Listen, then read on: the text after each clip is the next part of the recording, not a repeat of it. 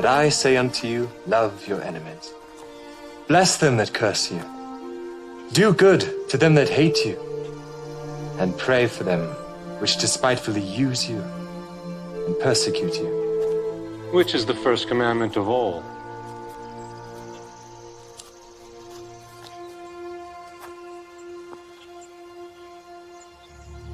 Hear, O Israel, the Lord our God is one Lord. Thou shalt love the Lord thy God with all thy heart, and with all thy soul, and with all thy might, and with all thy strength.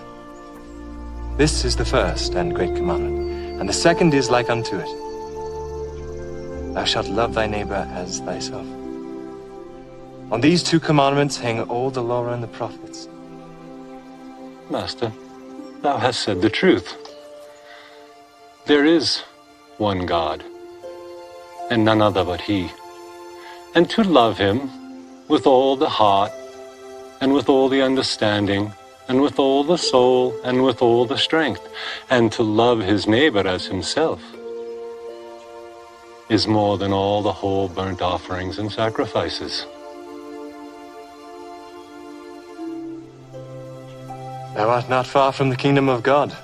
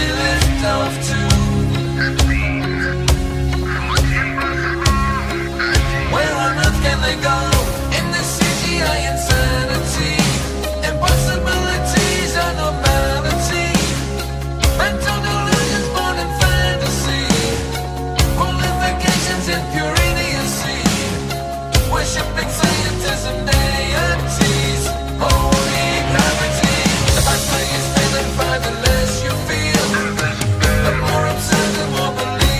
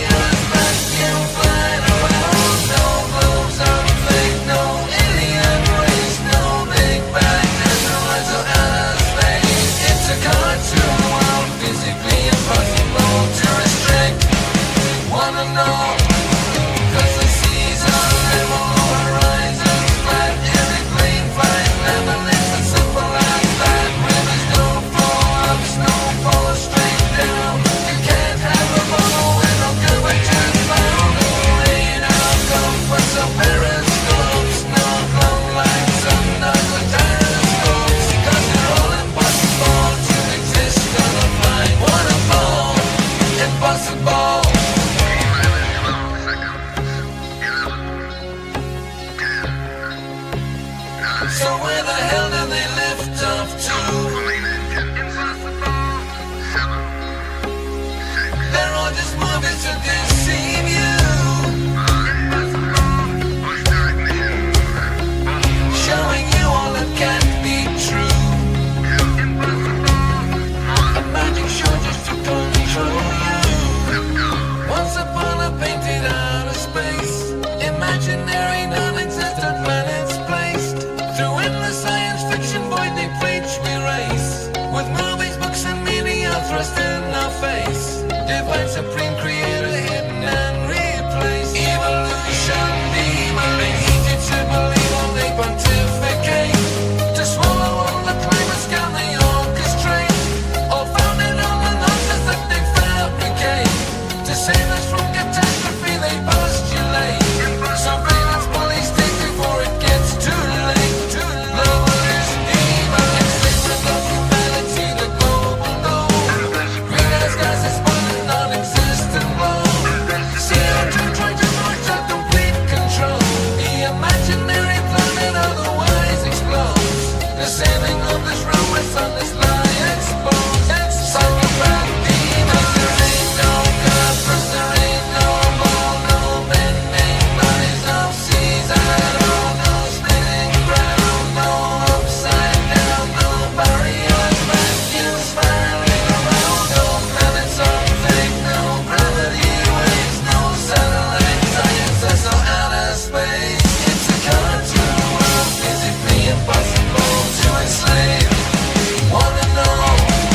'Cause the seas are level, no one rides up flat. Every plane flies level, no comparing flying back. Air bubbles rise up, rain falls straight down. You cannot have motion when a motion bound. No spinning runways, no radio waves, no still lane reflected railways, no rain. Was it all impossible to exist on the planet? What a ball, impossible.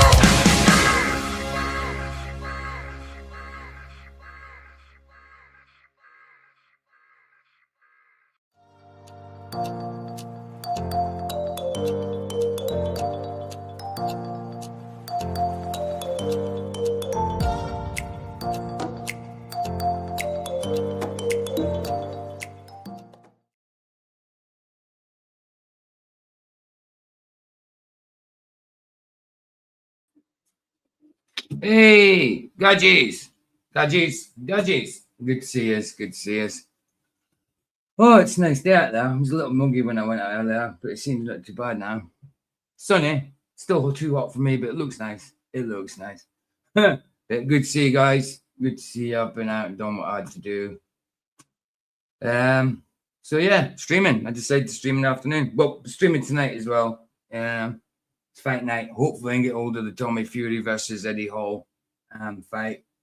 Farce of a fight. See how bad it was. We'll check that out. If not, we'll check out the highlights, then look at another fight. I don't know if we've got a movie tonight or just Cobra Kai or what. Not sure. We'll see. And I don't know the topic for tonight, but this afternoon is a bit of a mixed bag. Young Bob, from Speaker's Corner, got attacked by a gang. But Bob, just telling the truth. Hey, D-Man, good to see you. And he's a young kid. Well, we've seen him in the past couple of years. I think he's about 18, 19 now, something like that. But, one of them getting attacked by a gang of people, allegedly. They're, what are they called? Stand Up Against Racism. The guy called Ponytail is like the leader of it or something. I don't know. I don't know too much about it. So we'll watch this video and see what's being said. But it's not the first time he's been attacked just for standing up for the gospel. You know what I'm saying? Hey, Matthew, good to see you as well. D-Man, Baza, Jermaine, and all that. LVA, Paul, good to see you guys. Links there if anybody wants to come in. But we'll get Jim's done and then we'll get into it. There's a few videos to get through. So let's add Jim to the hoose. See what he's got. Let's see what he be getting. We got anything new, Jim? We got anything new? Do we have anything new? Do we have anything new? We do. We got effects fun from the Samsung A15. FX fun with light. Let's do it. Oh no, actually, random lens effects, moon and stars. Okay, I thought it was man-made light. Okay, so now we're looking at the stars, moon. Never done that before, have we? Let's do this.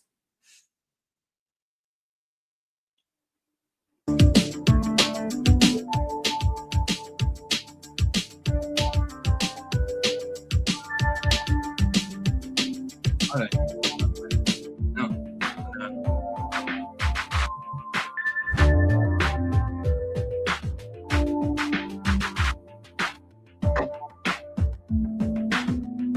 It's quite a long one, 10 minutes. So after this, we'll get straight on with it. It's time to smoke a doobie.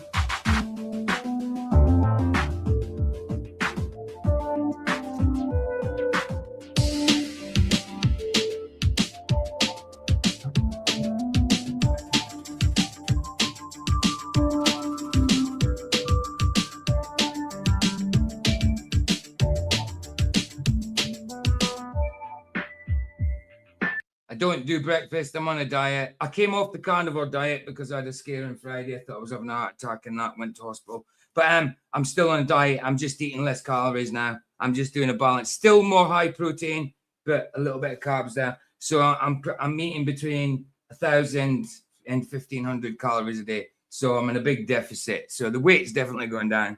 Definitely going down.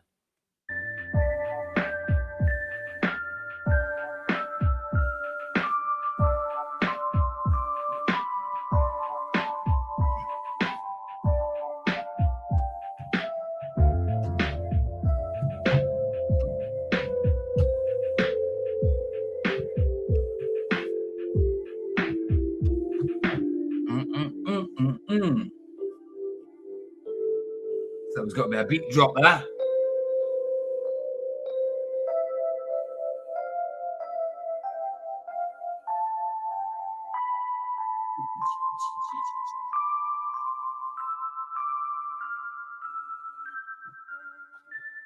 Nice.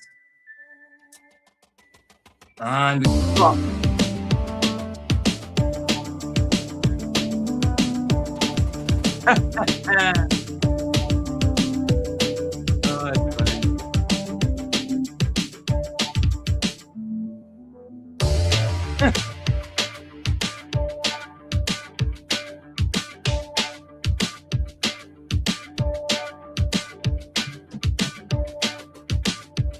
I see on the PC, YouTube's made the chat wide again. They keep chopping and changing between the chat being wide and skinny.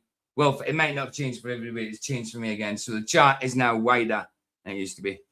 Again, they changed it back a few months ago, but now it's changed back to being wide.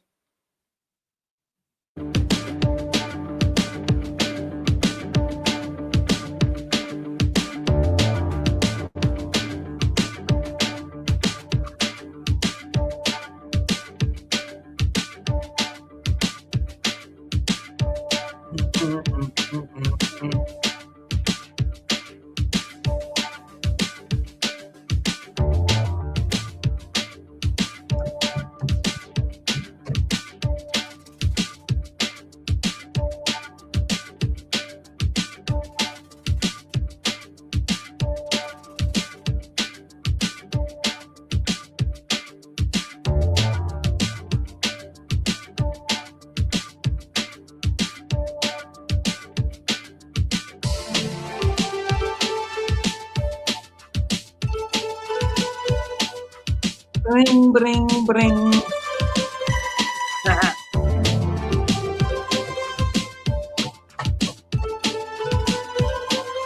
Bring, bring, bring.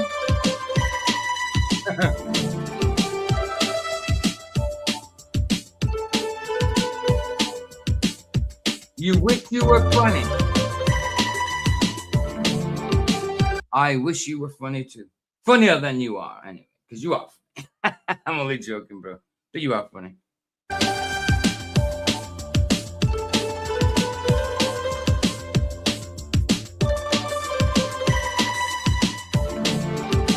And why are you wishing for it? You should be praying for it, not wishing for it, Matthew. Get a grip on your emotions, man.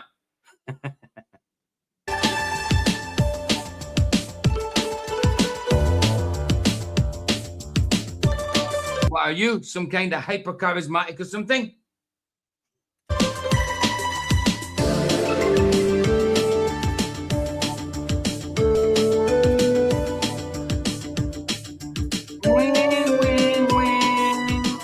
Point thing.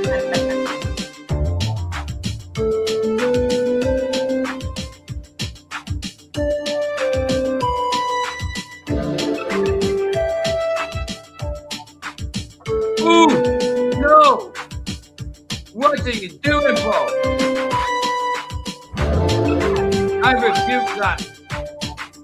Rebuketh in Jesus' name. Wishing upon a star. What you like, bro?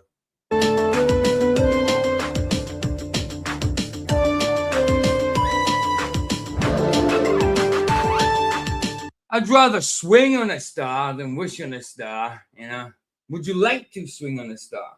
Or would you like to carry moonbeams home in a jar? Or are you better off as you are? Would you rather be a fish? I don't know. You tell me.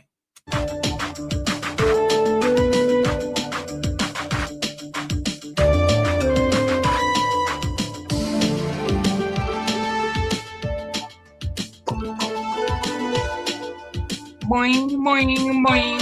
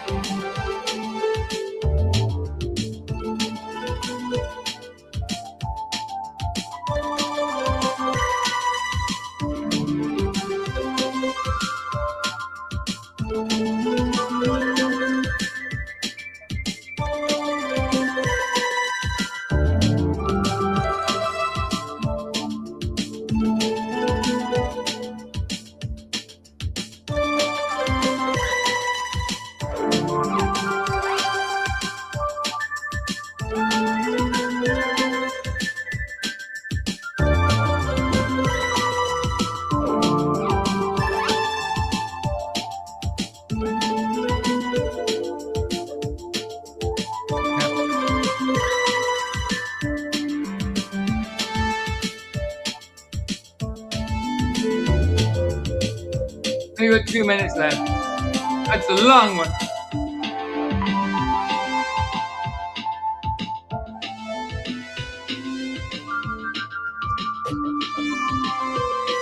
Ring, ding, ding.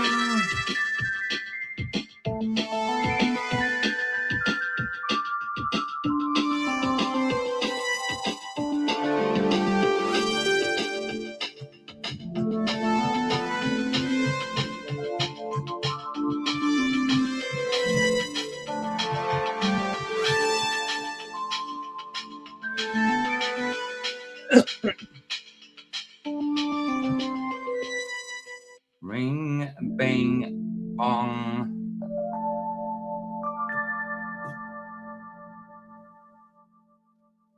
Oh, Very effective or effective. Good job, Jimbo. Absolutely, bro. 100% yo. Hey, you know you've done a good job when Mikey Smith reviews your video with his expert eye. You know that. You know that. Even if he slags it off, you know you've done a good job when Mikey Smith reviews your work and your art.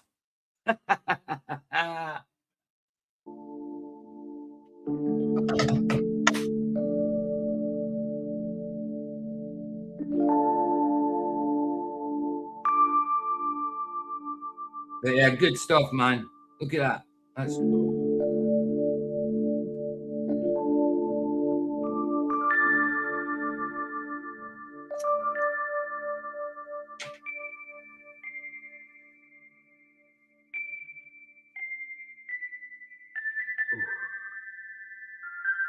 So calm.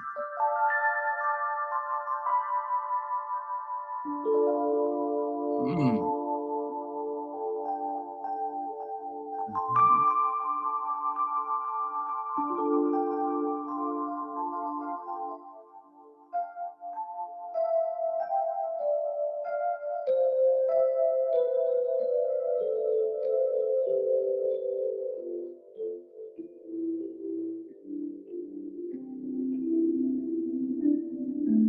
Ah.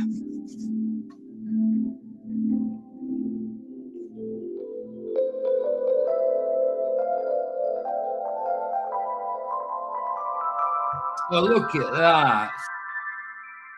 Look at that. Look like Saturn just spinning up. Oh, sorry, Jupiter or Saturn just spinning off into the distance, being dragged by a spaceship, a huge spaceship, 13,000 times the size of Jupiter. Beautiful, beautiful. Nice one, Jim. That's great, man. It's great. Love it. Love it, mate. Love it. My your channel. Copy. Nice one, brother. Thank you very much. Hey, Connor's girl in the house. Good to see you. Good to see you, sister. Always a pleasure. And there's Jim's links for MD watching the chat replay. So, yeah, we'll get into it now. That's introduction over. 25 minutes worth. Always the same every day. Intro, bit of Jim, then we're ready to go. So, yeah, we've got a bit of a mixed bag, like I say. First one's about a young Bob that usually debates in Speaker's Corner, getting attacked by this gang called Standing Up for Racism. I don't know if that's what they're called or if that's what they think they're doing. I don't know. But yeah, attacking him like 4 or 5 guys on one. He could be like called he could still be called a child, but he's a young man now. You know, he's like 19, maybe 20. I don't know, but we've known him for a couple of years debating in that Speaker's Corner. It's not at Speaker's Corner, I don't think, but he gets attacked. I don't know the full story, but he's obviously been attacked for preaching the gospel. They think he's being racist by speaking up against an ideology. He's speaking up against an ideology that's wrong and against God. He's not speaking up against the color of the people's skin who represent the ideology. He's talking about the ideology, not, I repeat, the color of anyone's skin. Hey, D-Man, how you doing, man? What's going on? Yay, good to see you, bro. Good to see you. I was Just about to get the first video out. Young Bob, I don't know if you know him. Speaker's Corner. He's only a young guy in the UK. And he usually debates a lot of, well, all kinds of different, heresies and stuff like that. But he kind of debates a lot against Islam. And, you know, and obviously that they take it there. Like if you're debating against Islam, you say anything wrong about the theology, then you're racist, you know, obviously. Yeah, so now he's been attacked. He's a young man. He's an older boy, young man, say about 18, 19, 20. He gets called, his name's not Bob. He gets called Young Bob because he's a good debater, like Bob from Speaker's Corner. And he got attacked in the street. They stole his camera and all that. I don't know the full story, but I'll find out more about it now. But I know they've done it before to him. You know, it's a piss take for him telling the truth, speaking up about the truth. And again, I say, like, when you speak up against somebody or theology, Yeah. It's racist. You're not talking to them. It's racist. You're not talking about the color of your skin or where you're from. Talking about the theology you represent. You know what I mean? That's not racism at all. I know, but you know how people get when it Course. comes. You know how people get when it comes to religion and politics. Of course, absolutely. So, people just can't say, okay, well, we just differ. It's no big deal. People get riled up if you tell them that you think that what they believe or their political views are not. That's all it is. Yeah. It's just that's why I normally don't talk about politics. Yeah, but I mean, or this religion. to me, it's not religion. When you're a Christian, it's not religion. Yeah, well, you know what I mean, like belief. Absolutely. But I mean, they're definitely religious. But all he's doing is debating. He's meant to be friendly debates. You know what I mean? I don't know. They weren't even at the debate at this point. I don't think they planned to do this. They ganged up and they ran out on him. So from a formal friendly debate where he's talking about because these theologies are yes, you could just turn around and say you don't convince me, I don't convince you, or whatever. We can stick to our own thing. But again, these theologies are getting pushed and they're harmful. They're very, very harmful to society in general. And to try and we're told to go out and preach the gospel, and that's what he's doing. That's his way of doing it. And it says we'll be persecuted, and that just goes to show he's on the right path. He's on the right path. You know what I mean? For sure. I mean, you could not even talk about those two subjects and just talk about soccer, right? Or a sport and get the same reaction from people. Where they'll freak out or want to punch you or stuff. It's like I've seen it at football games and baseball games where people get in the brawls for nothing. Yeah, absolutely. So that's the first video. It's a bit of a mixed bag, and then it's only a 10-minute video. We'll skim through that, and then after that, it's I can't remember the name of him. He's called MRTV2. I don't know, MRETV2. So I don't know. He's talking about we're going back to Blue Origin a year or so ago, and back to NASA back then at that point as well, and talking about the symbology, the agnostic kind of symbology as well. What's the bloody name of him? I'll get one of his videos up now just so I know his name. I don't agree with him on everything, absolutely. But that's the thing, you don't have to agree with him on everything just to agree with them on something. MRETV, that's what it's called. MRET. You probably know him once I put him on. You know him by voice or face or whatever. So yeah, we'll get the Bob one out of the way first, because the other videos are kind of relating to each other a bit, but the Bob one's exclusive. So let's have a look at see what's happening with young Bob. And again, he's been attacked before, and this guy is a well-known troublemaker within the stand up against racism type community. They call him Ponytail. I don't think they understand what racism is. No, of course. He's a white guy. He's a white guy with a ponytail. Oh, telling a white guy that he's racist for talking against a theology or just preaching the gospel. He might not even be talking about against the theology at this point. I don't know the full story. You know what I mean? I know it happened, so I'm hoping to learn more about it now as well. Right, here we go. Let's get it on. Share it. Ponytail attacks young Bob in Manchester. So he's not even in London in the debater's corner at this point. This is in Manchester. Right. Okay. What are they protesting? Against racism, probably. Oh, okay. Yeah, probably against racism. The red hair tells you all you need to know. Well, it's probably all sorts of libertarianism, wokeism, progressive type wankers. It's got to be some insanity stuff where people like, oh, well, that's racist. You can't disagree with me. I've run into people like that where I said, absolutely, I can, and you can disagree with me. So this actually shows the attack. Whether YouTube take it down to me because it's live or not, or I have to put it to an 18, I don't know. Not sure. We'll see. It's kind of distance. You see, you don't see blood or anything like that. It's kind of in a distance, but you see it. What's going on? Is that full screen? Yeah. Right. Let's get. I don't know where we're best positioned. Well, we'll see. We'll see. Racism has a. So it's happened again. Ponytail from Stand Up to Racism has Stand Up attacked to Racism. another patriot in Manchester. This is a better picture of him here. His name's actually Daniel Rushby. He is a member of Stand Up to Racism. I mean, he looks white to me. It's a possibility he might have a bit Romanian in him or something. I don't know. The guy behind him looks a little Romanian. She looks a little Romanian. I don't know. So it's it's just an excuse to be part of something. You know what I mean? Yeah. I really don't know. It's disgusting. He lives in Manchester, and he actually attacked young Bob and robbed his camera. You can see how young he is. You know, it wasn't a 1-on-1. It was 5, 6-on-1. In the middle of the street in Manchester. Usually, cowards. Manchester, and there is actually footage of it here. You can see Ponytails grabbing young Bob here, and young Bob says someone has just submitted footage of what happened. Look at how a gang of foreigners just randomly begin hitting and punching me. So he might be Romanians or something if he's saying they're all foreigners. Yeah, Romani gypsies or that. Yeah. I have a friend from Romania. His name's Alex. I work with him. Yeah, me too. And he's like one of the nicest guys ever, and he goes. He has a daughter who married an Englishman, so normally he has to get his pension from Romania. He has to spend so much time in the country, but he lives here, almost full time. But he has to go there every year, and he's like, he tells me stories every time I see him disappear. That means he went home, so he's coming back. And he always has a story for me.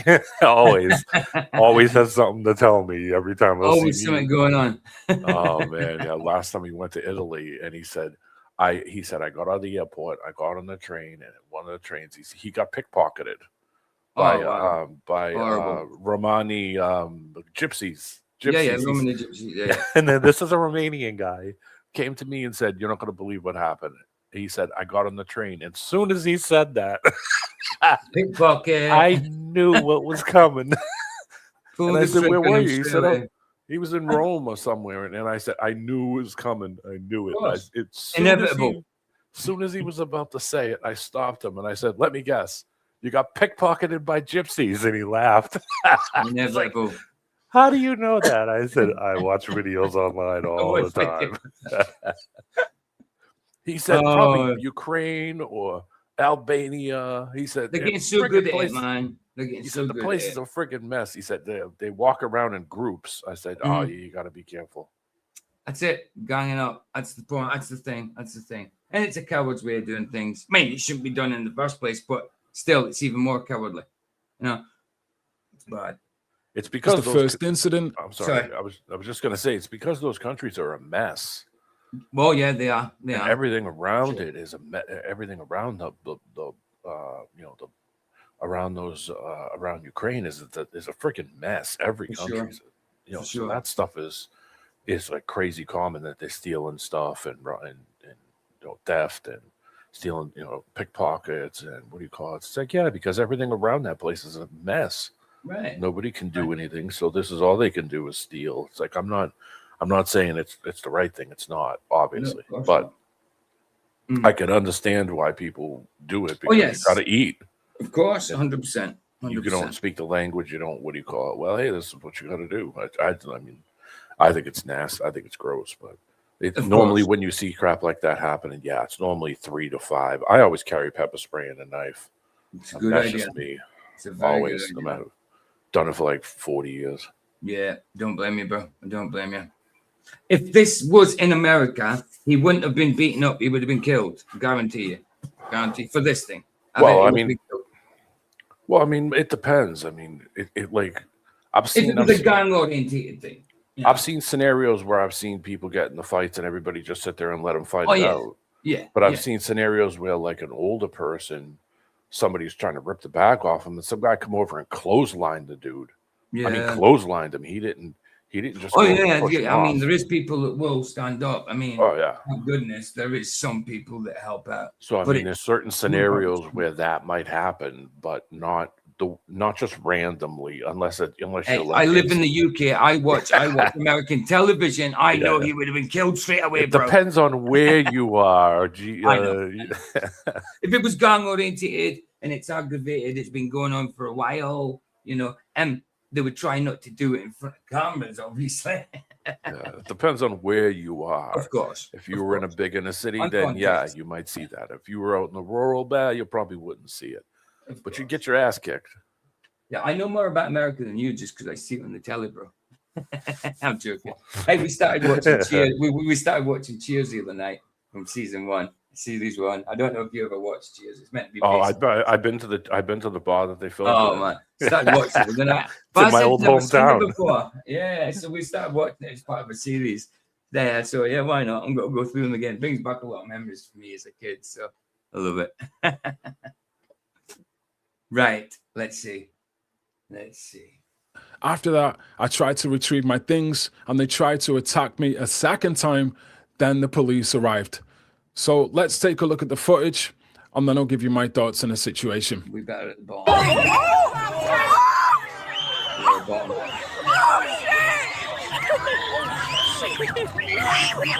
my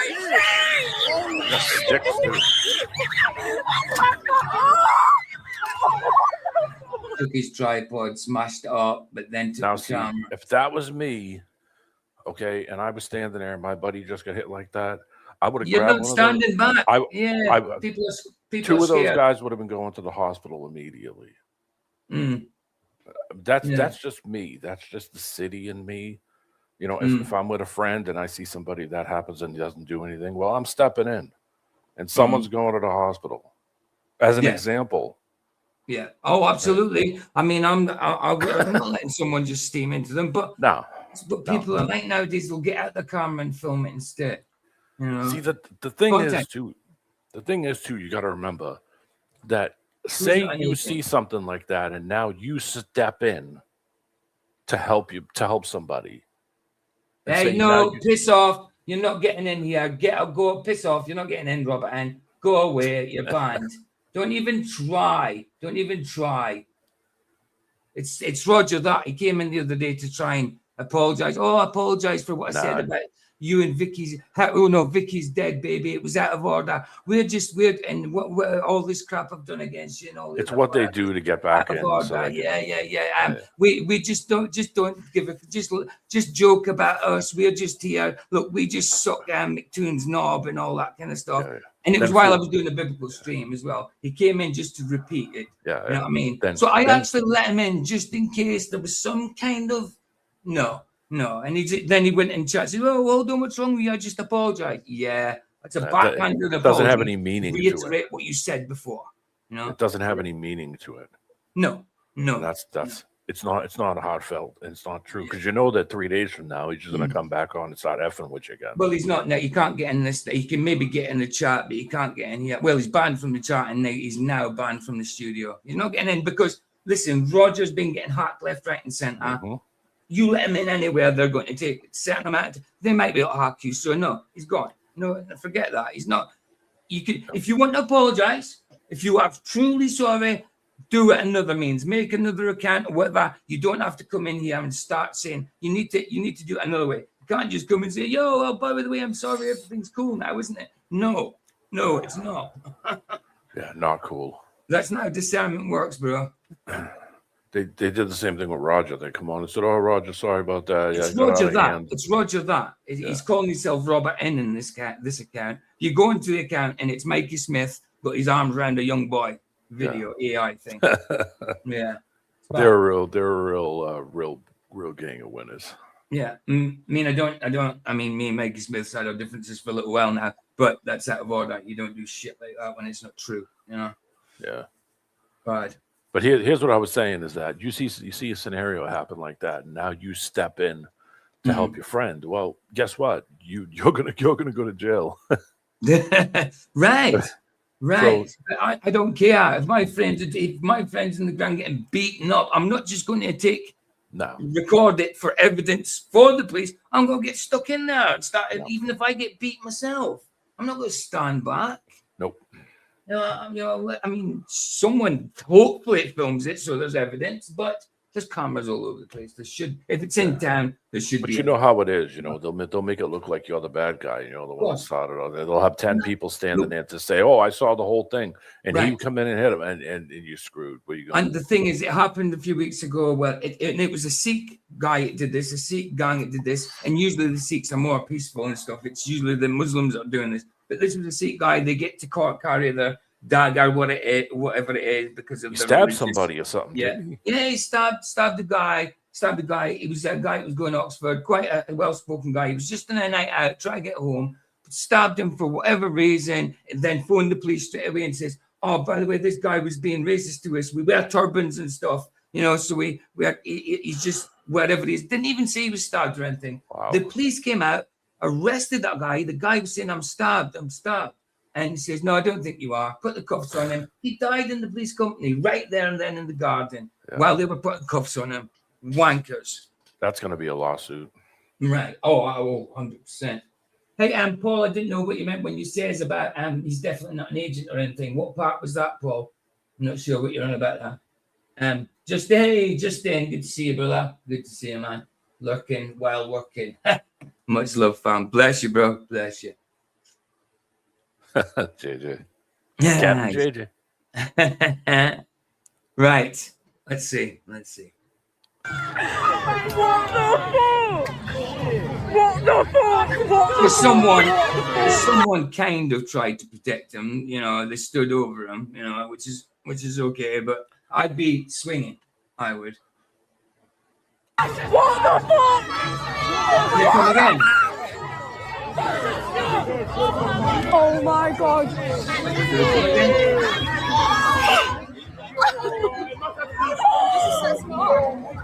Everybody oh just my god. There. So this is wankers, man. Absolute wankers. And everybody just stands there. Nobody goes in and grabs the guy and throws him on the ground. Nobody goes over and grabs the 4 or 5 of them, and everyone says, "Okay, yeah, these are the guys that went over and hit him." Everybody just stands there and pulls back. Like it's a different world that I was raised. It's that didn't happen. I mean, yes, I've seen this happen when I was younger than that, where people are ganging up on mates, and you feel scared, but you just don't stand back. Of course, you've got to feel scared, especially adrenaline pumping. That's the best way to feel. You know what I mean? Because I mean, flight or fight, but I'm fighting in them things. I mean, in another situation, you may flee if it's just them against you and they haven't got you yet. You can flee, but if you're down, you're going to fight. And if your mates there getting bluted all over the place, then you're going to fight. Surely. I mean, that's how I was kind of brought up. I wouldn't have run away from it, even if I was scared, which you pretty much always are, you know, admittedly. Oh, I would have chop blocked somebody immediately. I probably would have ran right in there and just shoulder blocked somebody. Right. And then just chop block the next guy, just roll into his leg. And when he's screaming because his knee is snapped, I don't think his buddies are going to want to stand there too long when I pick him. Right. You know what I mean? Like, you just got to kind of think about it like, you just got to do what you got to do sometimes. So you see stuff like that. I mean, it's survival as well. You just let someone take it, then he could die. And you're sitting, what happens if he does die? And how much regret you got having them shoulders of yours? Yeah, I know. Like, it doesn't take much, especially when you're on concrete like that. You go and hit somebody and knock them out and they whack their head. Right. Now you go to jail for helping somebody. Yeah, 100%, bro. So I can understand why people stay back, but there's scenarios where you shouldn't be standing back. Like, well, even scripturally, Jesus says, but look, I mean, there's nothing more that says more for love than someone laying down his life for another man or another person. That's love, you know. Hey, Mike, how you doing, bro? Good to see you, brother. Good to see you. But this all like self-preservation thing. I mean, yes, self-preserve to a certain extent, but not when someone's getting bloody killed in front of you. You know what I mean? What happened now? I'm going to play this in slow motion. I'm going to slow it down and I'm going to break down because this fucking scumbag, Daniel Rushby. Sorry about language, guys. Not only did he attack an 18-year-old teenager. Oh, so he is 18. He is 18. I thought he was young. Middle of Market Street in Manchester, but he also robbed his camera as well on camera, which we're going to look at now. So first you can see Ponytail. He grabs hold of him first.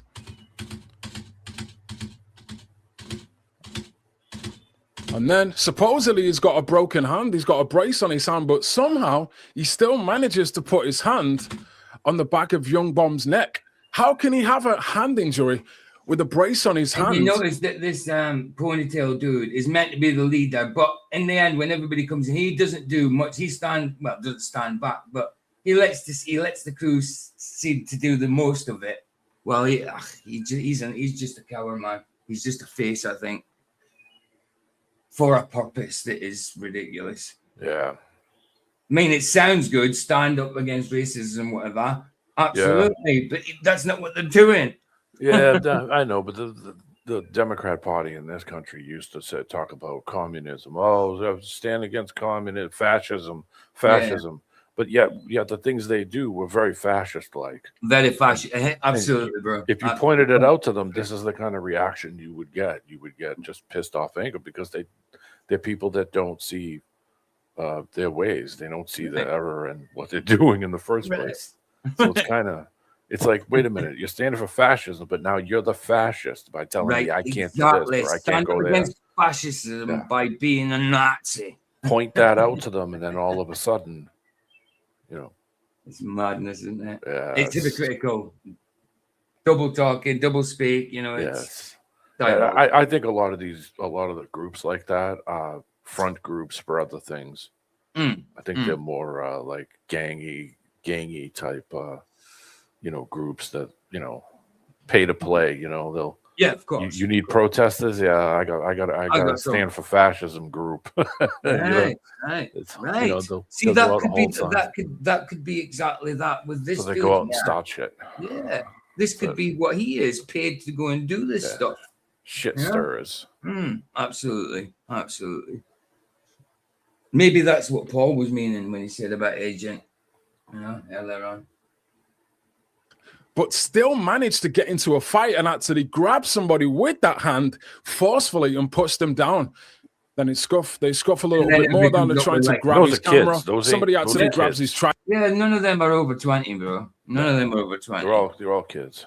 Yeah, absolutely. Tell by looking at them. Yeah. iPod and throws it. Now watch this. This is Young Bob's DJI Osmo action camera, not action camera. They tried to smash it, but because it just broke off, they decided to nick it. The Osmo camera. And Ponytail, look at him. He stretches his hand out, the supposed injured hand. He stretches it out because he wants to steal the camera. And he does actually steal the camera and runs off with the camera. Watch this. He moves forward to the camera, stretches down, picks up the camera. And then look, you can actually see it there in his hand. This is off with it and lets the crew do the rest. Aye. Coward. Young Bob's camera, he picks it up and runs off with it. Watch this.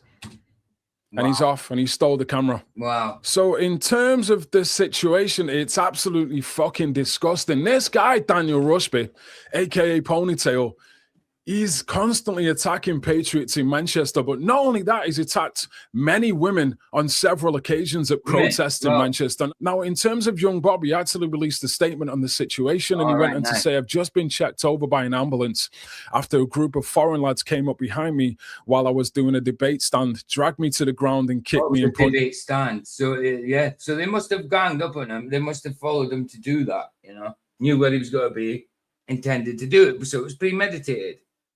Not an off the cuff thing.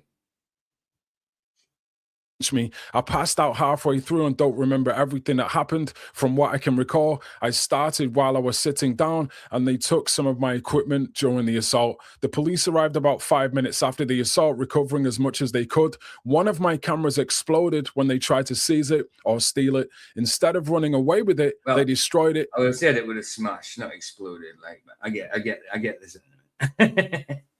Not unless the battery was all mashed up in it, causing the battery to explode. Oh, the battery did explode. Okay. I should have waited for the end of the bloody paragraph. So the battery exploded. So it did explode. Okay. However, I have the SD card and we'll be checking whether the footage is still there so they can identify what actually happened. Members of Stand Up to Racism were counter-protesting and they were egging them on and filming it. The police did nothing to stop the counter-protesters or retrieve the footage. No, they won't. They won't. But they never will. No, never. They'll never find anybody. No one will ever be arrested. They'll spend no time at all. They'll be like, who cares? They're not for you. Wait, are we still getting a paycheck this week? Okay, who gives a shit? Right. That's all it's about. Absolutely. If you're expecting them to follow their oath, forget about it. It's never going to happen. They shit all over it every day of the week. 100%. Right. Footage to see what actually happened. I'll be going to the hospital now. I have a cut and a number of marks on my neck, bruises on my face and the top of my head, and cuts running down my back. So young Bob, an 18-year-old teenager, literally attacked by Ponytail in the middle of the street in Manchester. The only reason he's not marked up more than that is because they're a bunch of little weaklings. You know what I mean? That's it. If that was grown men, hefty grown men, no, you ain't getting out of that unscuffed. And the bars they were hitting him with did look like hollow aluminium bars, aluminum. That's what they look like. But still caused a bit of damage. Was attacked by a gang of migrants as well. Now, in terms of Daniel Rusby, this guy is a disgusting animal that constantly takes it upon himself to physically attack people, and not only attack men.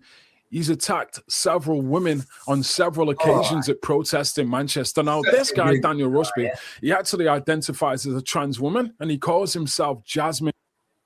Are you kidding me? He's a looker. He's a trans woman? Oh, great. This is fantastic. Super. What I do. Mental illness at its finest. A trans woman, he doesn't give it any, he doesn't even try. Not that I think he should. You're calling yourself this, but you don't portray it. You're racist, PJ. How could you? Of course, I must be. I recognize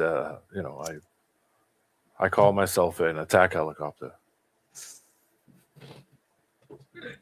Oh my goodness. Well, what'd you think of that, Cornish girl? Oh wow. He is the same. Well, she. I shouldn't misgender. I don't even know what Shem, Shat. That is the same gender as you, ish. I think. Possibly. That's the future of the UK people. That's it, man. That's it. Great, eh? Fantastic.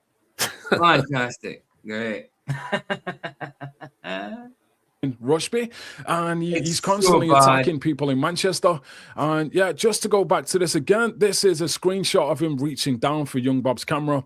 And in the second picture, you can clearly see the Osmo camera is in his hand. He robbed his camera, stole his property. That's where he carries his boobs in his jacket. Look, one there. See them? They're just not on yet. See him down the back with his jacket tied on around his waist. There's his boobs. Oh, it's ridiculous, man. He's a gong. And then broke it, basically, before the police could actually get it back. Did you guys say something like that? No. Oh, no, sorry. You maybe just breathe. I'm sorry. Oh, you don't? Oh, no, don't be sorry for breathing, bro.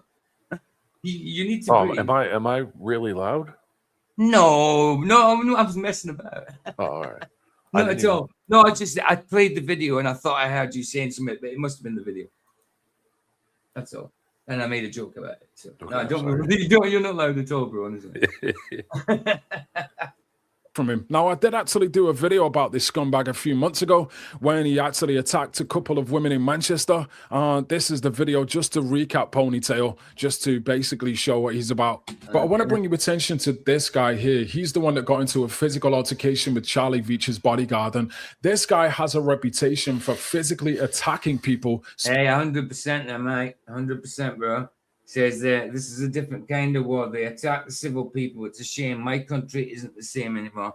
And same as here, bro. You're Austria. I quite believe it. It's Europe. We're part of Europe. Yeah, it's not the same. It's not the same anymore. I mean, it isn't just random either. I want to make that clear because that's happening here also in the States.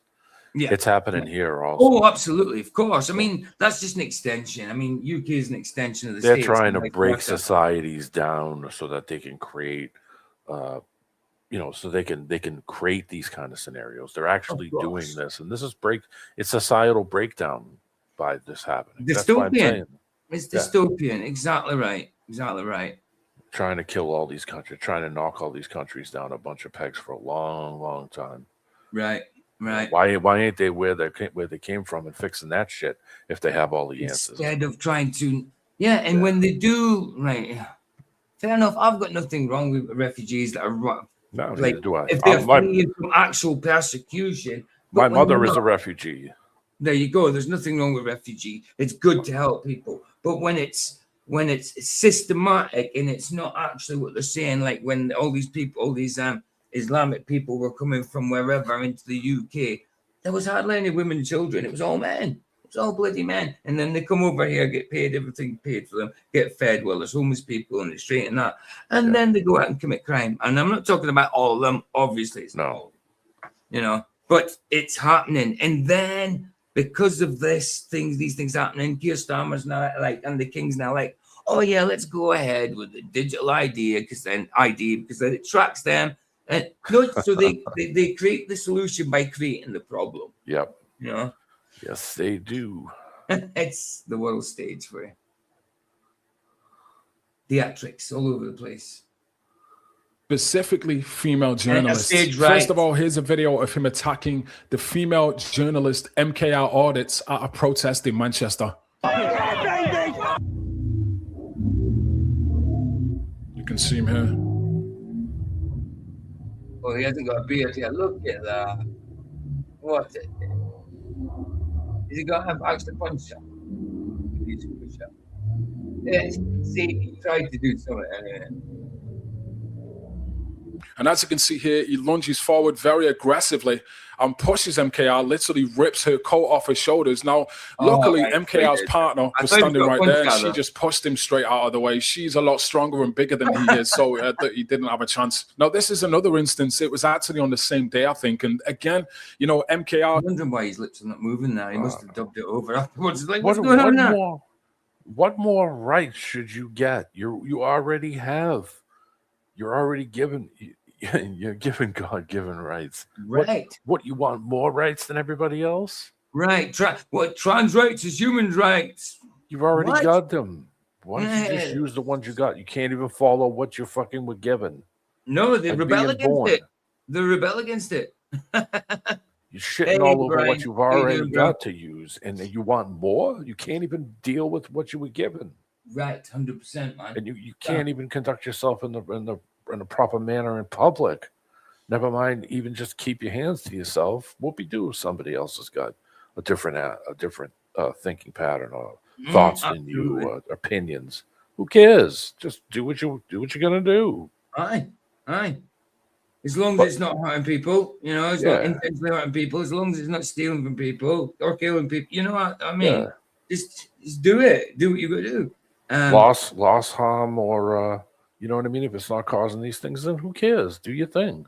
Right. Why are you getting into a fist fight in the street with random people you don't know? Because why? Because of what they say? Right. That's why I think these people are horseshit. I don't think these are like real. It's like talking to Globers. You know that they've heard every angle and everything that we've ever said, and they know it all. Yep. But they don't recognize. They'll gaslight you and straw man you. That's why I'm saying it's on that level. It's on a globe level of troll. You know what I mean? 100%, man. It's so bad. Oh, this is just mainstream trolling, isn't it? She was just filming the event and they started tying her up in some sort of pride or trans flag. And again, Ponytail, who was physically imposing himself, literally assaulting her and attacking her and squashing her inside of the flag. It's okay for him to attack her because he's not him, is he? He's a trans woman, apparently, allegedly, or something like that. So it's okay. It's a fair fight. I worked in the city.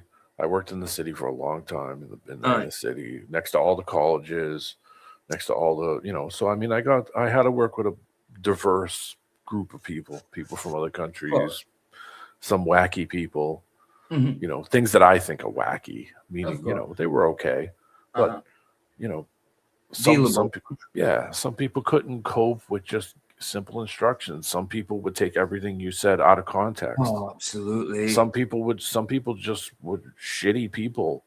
Yeah. I didn't look at them and say, oh, well, because they got a bunch of rings in their face, they're, you know, I'm now going to look at every other person that's that. Because that's, you know, in a professional environment, you can't have that. You've got to take people individually. Yeah, absolutely, 100%. And there were some people I looked at and said, oh, here we go again. And I was completely wrong.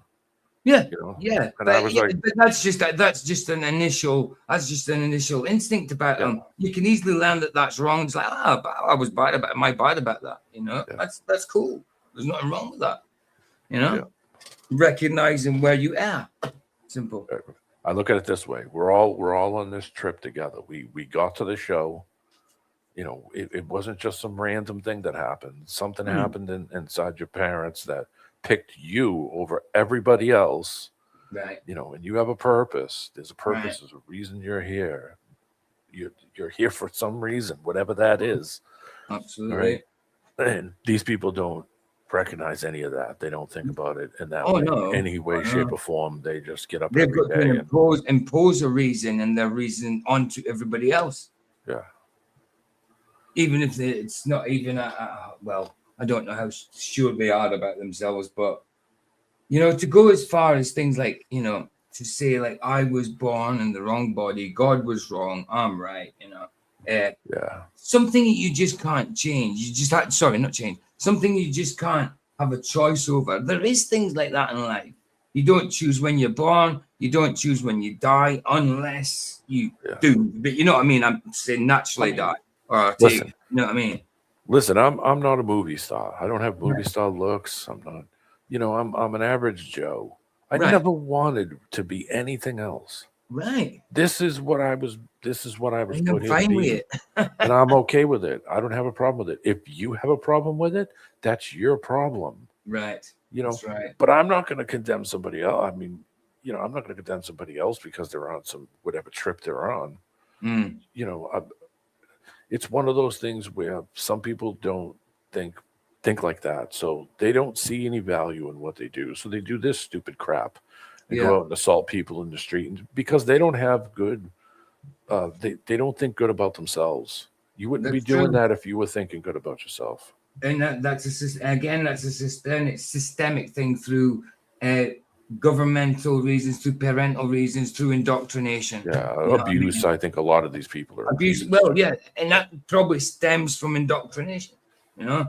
You know, I think a lot of times they just try to break away from some kind of past or. You know, 100%. I grew up with a few people that were trans, but this was, you know, in the 1980s when that was definitely not a thing. When it was in back buildings. I mean, in your own room, and I didn't see. Listen, it was just my friend. I didn't care. It didn't bother me because I figured, you know what. It's like a phase, you know. It's like metalheads. Oh, some people used to do it as a job just because they were good at it. You know, but it ended up to usually being something else. I mean, think of the things you've done in life that are phases. Of course, clothes you wore, music you listened to, a certain scene you followed, whatever. Right. You still are doing it today. You still don't have pinspike hair at 55. You know, you're not still wearing all full leather and Doc Martens and walking around like it's 1970s. Except under my t-shirt, I've still got the full leather on under that, though. But I mean, you get what I'm saying. Yeah, the way my mentality was thinking, it's just a phase. They'll get out of it at some point, you know. So I didn't really care. So it was just my friend. I get that. That's understandable completely. But then, but again, it was still kept. Away from people back door, you know what I mean? It was kept behind the scenes. So I used to sometimes just think about it. I still do once in a while. And I think, what would bring somebody to just do that and not give a shit and not give a shit? Yeah, really. I mean, and just say, oh, well, this is going to fix all my problems. It's not going to. I know it's so extreme, isn't it? To do that. You know what I mean? Take something off your body, you know, and and it's unknown. I mean, I know people have done it before and they're going off information by them. But what about all the negative information here about it? All these people that committed harikari afterwards because of it? Oh, I couldn't go back, you know. And it's 40 or 50. I so regretted it, you know. they say this. They say the suicide rate is like 40 to 50% higher. Right. With trans people, because then you realize there was a chick on YouTube. She's not. I don't think she's not on here anymore. It's called Milo Stewart. Okay. And it was this kind of quirky, weird. You know, everybody knows that kind of weird, quirky girl. You know, they're kind of cute, but they're kind of strange in a weird way. And I used to think to myself, man, she isn't even that bad looking. I don't understand why she's so fucking negative about. Excuse me. I don't understand why she's so damn negative about it, about being the person that you are, just loving yourself. And then she transitioned, or whatever you want to call it, from a woman to a man, and thought this is going to be a breeze. And then it's like 2 years later, she was making videos crying online. And it's like, oh, you mean being a man isn't so freaking easy, is it? Easy as you thought, huh? you thought it was going to be easy, Street. Congratulations. It's not. It's worse. Look, I would commend a woman for going through what they go through, but it's not easy being a bloody man. It ain't. Something like that, and it's got to be so easy. No way. Oh, she was making videos, and then she was balding. She started to bald. She started to get like her hairline started to recede, and it's like, welcome to being a man. Welcome to being a man. Why? Why go. Did you? That's you the didn't put much thought into. Yeah. You didn't put much thought into this before you decided to chop off all your parts, did you? Now you can't reverse it, and now you thought you would have a beautiful hairline, even though a lot of men go bald in their older age. I mean, thank the Lord I haven't, but a lot of men do, you know, and it's part of being a man. All of a sudden, she didn't want to be a man anymore. Oh, what happened? Weird that. Was she getting hair thrown out of her ears or something? No. Well, it seems I was watching a little thing earlier on about you know, the actress Ellen Paige, who's now Elliot Paige, who's transitioned. Yeah, I remember Ellen Paige. All right, well, now a dude with the raspy voice that sounds like Alvin the Chipmunk sort of thing. Yeah. But on a podcast about her thoughts on what was it? His thoughts on masculine toxicity, and telling the interviewer was a woman, but non-binary. That's what she classed herself as. Talking about being pregnant, but non-binary. Okay, weird, because she was pregnant, but non-binary. Weird, because only women get pregnant. It was a good. I've actually saved it because it's quite funny. It's an Australian couple that kind of take the piss, but in a respectful way. And they're called Bearing for something. But I might play a bit later. Really good. But her talking about how men, what it's like to be a man, as in talking about in the sense of like on the umbrella term, man, like she knows how it's like to be a man. So she's talking about man, like, yes, men do cry and stuff, of course, when things get really emotional, but talking about, this to be a man is just to let your emotions go, cry like this whenever you want. It just, you know, she was talking about being a man like being a woman, you know. So bad. I'll actually give you the link. I'll get the link up now, just so, just in case you want to watch it, because I've got plenty of videos. Probably won't be able to do it. It's no vacation, I can tell you that. I've been a man all my life. So bad. I've been a man. I've been a man from the beginning. It's nothing but hell. Right. There's just some things in life that you actually don't get a choice in. But it's not many, but there is some stuff that are just axiomatic. You know what I mean? If you want to be scientific. Her chat blew up. Everybody was like, "Oh, not so easy being a man now, is it?" Right. So this the name of this video that she's in is called "Let Me Teach You." Well, on the thumbnails, "Let Me Teach You How to Be a Man," and then it's called "Tiny." Well, because it's Bearing, it's doing it's an Australian couple. It's talking about it, and they've called it "Tiny Emotional Woman." Ellen Paige teaches us masculinity. Oh, Jesus. They're great though. The way they talk about it is funny. So funny. And Elliot Paige wasn't bad looking. Right. She's kind of scrawny and kind of thin, but she was an actor. Oh, have you seen all the AI things about her, like being put into movies, like the 300? Yeah, you know, they changed it all. spot and he kicks and the person goes down the well. Well, with this one, it's like whining like a woman. And when it comes to the kick, just stands there, doesn't fall. There's so many different AI things with it. It is a hat, right? I think that's the link there, guys, in chat. Erin said men can be standing up and never have to go through PMS. No complaining. Right. That's true, Erin. Right. That last link in, or the last link, because there might be many in private chat.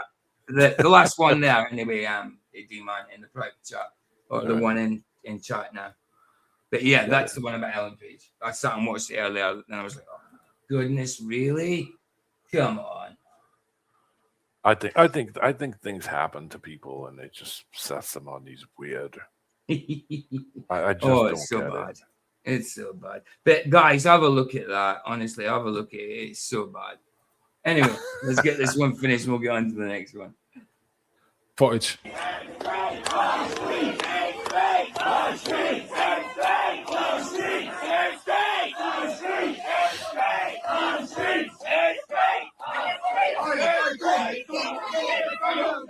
What an ass, isn't he?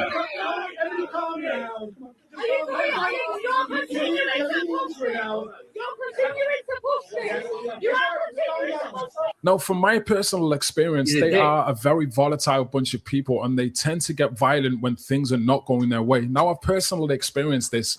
I've attended protests that they have been at. I attended a protest this weekend, and they had hundreds of police officers standing around them, protecting them. And this kind of goes to their... That's what happens. They do. Because they're the alleged minority, they get protected. I don't think so. I think that they know who these people are and that they're there to protect them and don't give two shits about anybody else. I think that's what it is. Yeah, of course. But they don't give a shit about them, really. But that's their job. But they will always, allegedly, in the UK anyway, seem to go for this persecuted minority group that are not actually persecuted.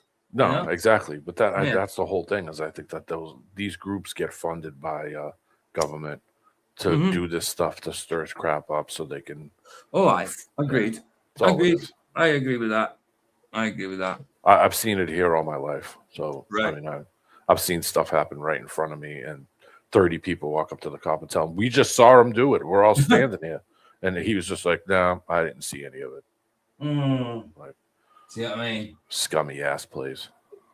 Oh, by the way, hello, Heron. I didn't say hello. Good to see you, sister. Heron's chat.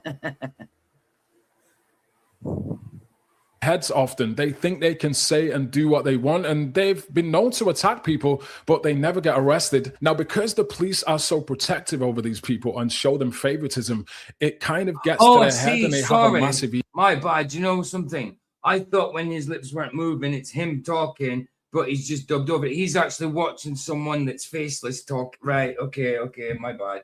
Idiot. I was wondering why his lips weren't moving. All right. It's not him, it's talking. That's why. Ego, and they just think they can throw their weight around and get physical anytime they like. But this weekend, when they bumped into Charlie Veach, it actually backfired. Well, it's because he's got bodyguards. Lefties! Hey, how are you? I don't actually like Charlie Veach. He creates a lot of the situations he's in. Even though these are a bunch of assholes, I don't agree with him, but Charlie Veach, I don't like. It irks him on. Yeah, of course. I mean, he's right about a good few things, but the way he does it, nah, I don't like him. Even though he's a Scotsman, don't like him. What's your real name? I'm going to be respectful. What's your real name? So, yeah, I'm just going to stop the video there, but you probably saw this. It's when Charlie Veach's bodyguard ripped Ponytail down by his ponytail because he was actually physically assaulting him in the Northern Quarter in Manchester. But just going back to an image of this scumbag, as I say, this guy is constantly attacking people. And another inside secret, trans woman, I'm not supposed to talk. Trans woman, this. Full beard, trans woman. That's madness, bro. She's a real looker. Oh, she's a beauty. I mean, this guy here to the left of him, I mean, he's quite handsome. I mean, what? Handsome woman. Yeah, absolutely. It's so mad that he's a trans woman. Come on now. talk about this, but I don't give a shit at this point. I'm sick to death of this guy.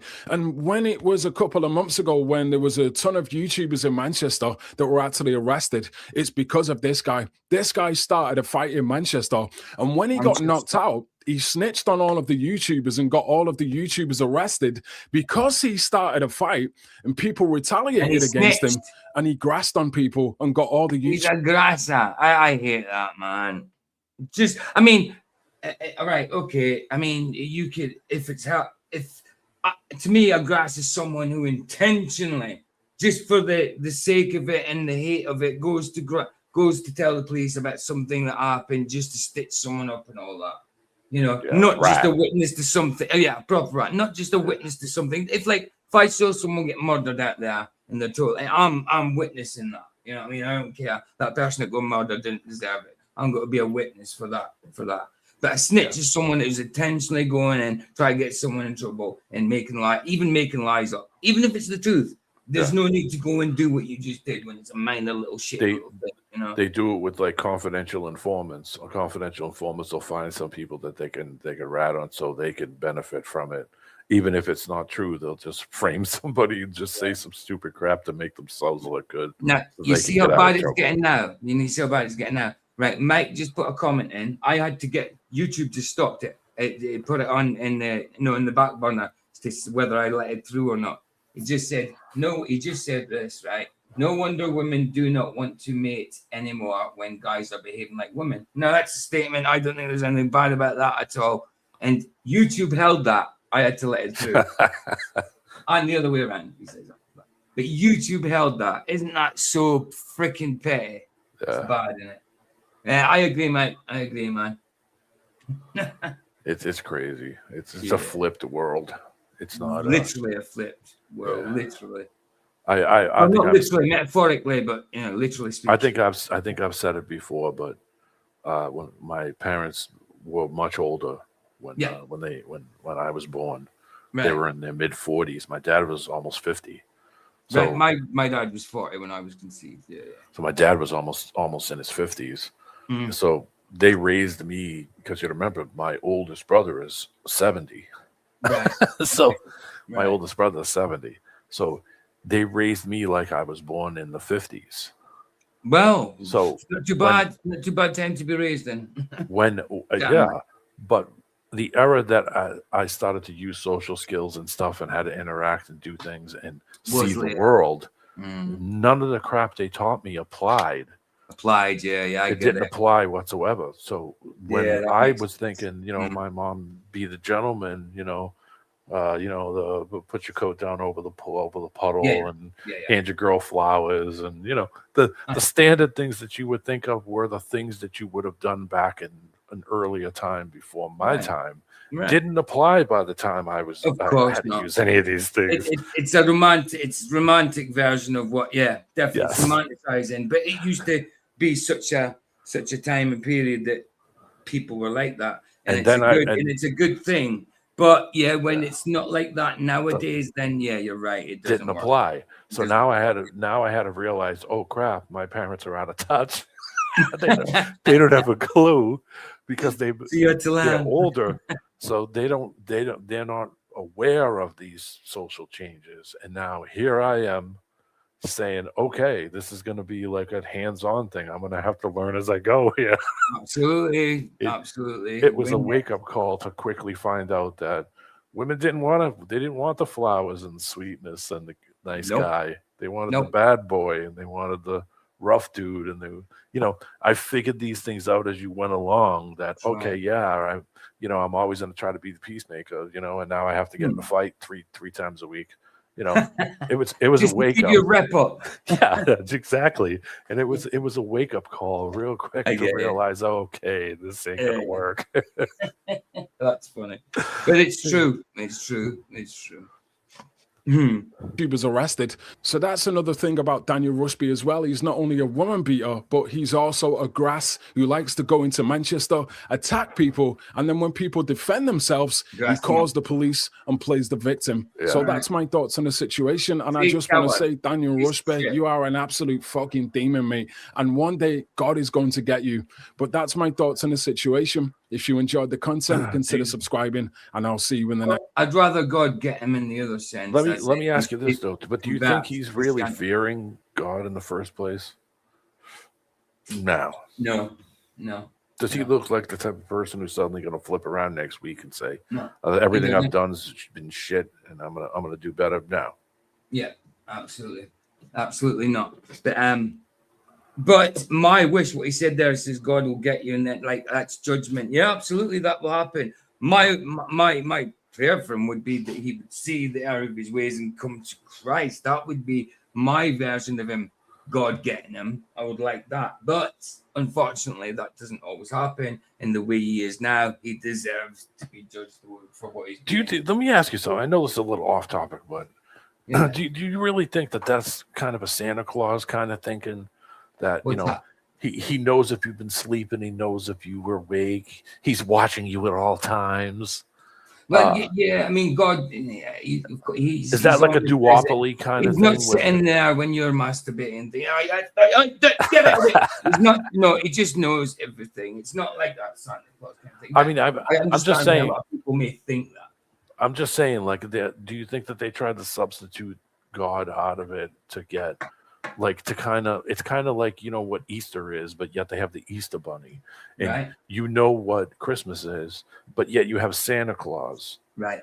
Right. See, that's a false version of God, because I mean that's all paganistic anyway. So that happens, and that comes to within the Christendom without a doubt, and they think that's Christianity when it's not. I think they're substituting what it really is with something that it isn't, so that you can kind of just do what you want and not have any, I'll just do it. Santa Claus is watching. I don't want to lose on a gift, No, see, it's all about, God knows your heart. Because he doesn't have to, he knows everything. He doesn't have to be sitting inspecting every little thing because he already knows. So, I mean, the way Todd White talks about God, he's actually, You've seen it. I've showed you it. He's actually, when you got climax, he's climaxing with you. Yeah, I remember that. It's such a thought that you don't think about, and you're just like, why would you even think about that? Why would you? Sick. It's sick. Oh, it's so sick. Right, next one. Right, so now we're on to that MRV2, whatever. I can't remember the name of the channel. So I think we'll do the Blue Origin Symbology first. See what he's saying there. Total change of topic now. I did say it is called a mixed bag at the start. But that's just madness, man. It's madness, isn't it? Hey, Four Jacks. Hey, it's fight night tonight. Tonight. This is not fight night. It is fight night, but it's not not this stream. Fight night will be a bit later on. What do you got going on for fight night? Well, obviously, I want to see I haven't watched it. Obviously, it's a farcical fight. Tommy Fury versus Eddie Hall, the strongman thing. Obviously, Tommy Fury wins on points, but apparently he was running around the ring. I don't know if it's a set-up match or it was just all bullshit. I want to check it. So hopefully they've got the full bout on YouTube. If not, we'll watch some highlights and do another bout of some sort. Don't know. Sometimes it's just like, yeah, you should be there. Nice one. We'll think of some bouts that we haven't done. I'll look at some stuff while we're going. Yeah, cool. It's not this stream, but it'll be later on. After this one's done, a few hours. I'm reading the comments on that tiny emotional woman. Ellen Paige teaches us masculinity. Right. The first comment says, "This sounds like a woman describing what they think a man is." Oh, wait a minute. It's so bad, isn't it? It's really, you should watch it, honestly. It's really, oh my god, this is horrible. Oh, it's so. I mean, I would have done a stream on it. How long is it? About 12 minutes? Yeah. I'll maybe show a bit of it tonight on tonight's stream. One person said, "I don't need someone who can't accept who they are telling me how to be something I've been since the day I was born." My God. Oh, it's so bad. I know, it's terrible, man. I didn't even go into the comments. The video was bad. Oh. It's bound to be roasting that. Sorry, him, they did that. Yeah. Whatever. You're always going to be a dude. They could DNA test you. they could DNA test you after you're gone, and it's dude. still going to show up as a man. It's right. not going to change. Did they never think about this, right? They want to be recognized as this through their life and all that. But when they're dead and gone and nobody's heard of them and someone comes along and maybe can find out who they are through DNA, is that DNA going to turn around and say, oh, right, okay, so Daniel was actually Danielle? You know, It's not. It's not. So people back before you were, after you were bought, after you die, are not going to know that you were an alleged woman instead of a dude. So it's so stupid. So stupid. We're gonna wang dang doodle all night long. You should make a song about that. I don't like comments. I don't go to the comments, especially. Well, I used to go in Flat's comments and all the Flat Earth comment sections and I'd be debating in there for ages, and it'd get rough. It'd get rough, and to the point where I'm angry, thinking about, you know what I mean, calling them shit that I shouldn't, and all that. So yeah, I just stopped going in there about years ago. Now again, I'll have a little wander, but I just browse. I don't say anything, not much, unless I agree with a comment or something. It is a song. Well, you make your version of it. Howlin' Wolf. Right, let's find this video. It's in the private tag. Right, so is it that one? No, that's the one we just did. Is it this one? Yeah, this is the Blue Origin one. Let's do the Blue Origin one. So I think it's about the Symbology. I just thought it'd be interesting. I went done anything. The Blue Origin's over a year old now. I thought we'd go back a little bit. See what he said, because I'd never seen these at the time. I wasn't. I don't agree with him on everything. There's certain doctrines within Christianity I don't agree with him on. But I think his views are pretty cool. They're something that's worth thinking about. Right. Let's have a dookie. So this is what they call it. Oh, it's just Blue Origin, he called it. Did he put in a description? No, not really. He put in the original videos and that. No description. I look at the comment. I applied for a job at NASA, but they said there's no space. And I've actually never heard that before. Evil one. 509 live now equals evil one mirrored. Yeah, maybe. Heard that before, obviously. Okay. Let's do it. See what it's saying. Stop. Right. So sorry, what's his name again? I don't know his actual name, but he's called MRETV. Or Mr. ETV, or just MRETV, I don't know. That's MRETV. Yeah, do you know him? Yeah, I think I've seen a few videos. Yeah. He covers a lot of stuff that's in the media, the mainstream, and that. Obviously on social media as well. Symbology stuff. I think he's got views on Jewish people that I wouldn't agree with. But there's a lot of stuff I agree with. Oh, is he a flat earth? Oh, yeah, no, of course he's a flat earth. Yeah. Right. Let's have a dig. Not that he's a flat earth channel, but he certainly does. Believe it's flat earth for sure. I threw a link in the back, a suggestion for the fight one. That's a. Oh, nice. Nice. Okay. It's yeah, it's. Okay, It's only about 25 minutes, but it's a brawl. What round does it go to? About 8? It's 24 minutes. So about round 8. Yeah, something like that. Yeah. Cool. That's a good idea. Let me just put that. It's an absolute brawl from beginning to end. It's just, that's all it is. There's no. Yeah, let me actually just get it. So I've got it saved. I'm ready to go for tonight. Because I think if I can get hold of the Tommy Fury fight with Eddie Hall, it's only an 8-rounder anyway, I think. so it won't be too long. It goes all the way, so it won't be too long. So we can do both. And even if it's just highlights again, and you know what would be cool is to take a whole bunch of different fights, stuff that you find or things you think of, and put them like, you know how they have a compilation, then play them. Well, no, like they have a random wheel, you know, they have that like pinwheel thing, and you can just hit the button and it'll randomly pick a video. Oh yeah, that'd be cool. That would be cool. Roll the wheel of fighting. Yeah, you're right. It's 28 minutes. Yeah, why not? They only fought once, yeah? Yeah, one time. Oh yeah, we definitely haven't done that one. We haven't done that one, so it'll be worth doing. Was it a title bout? No, well, yeah. No, it was. Yeah, it was. Ron Standard was like a journeyman, kind of tough man, you know, that type of guy where he didn't care. If you were paying him, he'd show up, like that type of guy. Good, yeah. All right, that's that one saved. He rocked him on a few times in that match too. It's surprising, but it's just because he's huge. He's just a giant dude. Done. Cool. Right, it's a brawl. There's two good versions. Cool. Excellent. So we got that saved. That's excellent. What's that, Aaron? It's a song. You're a blues, Aaron blues, but you have to sing.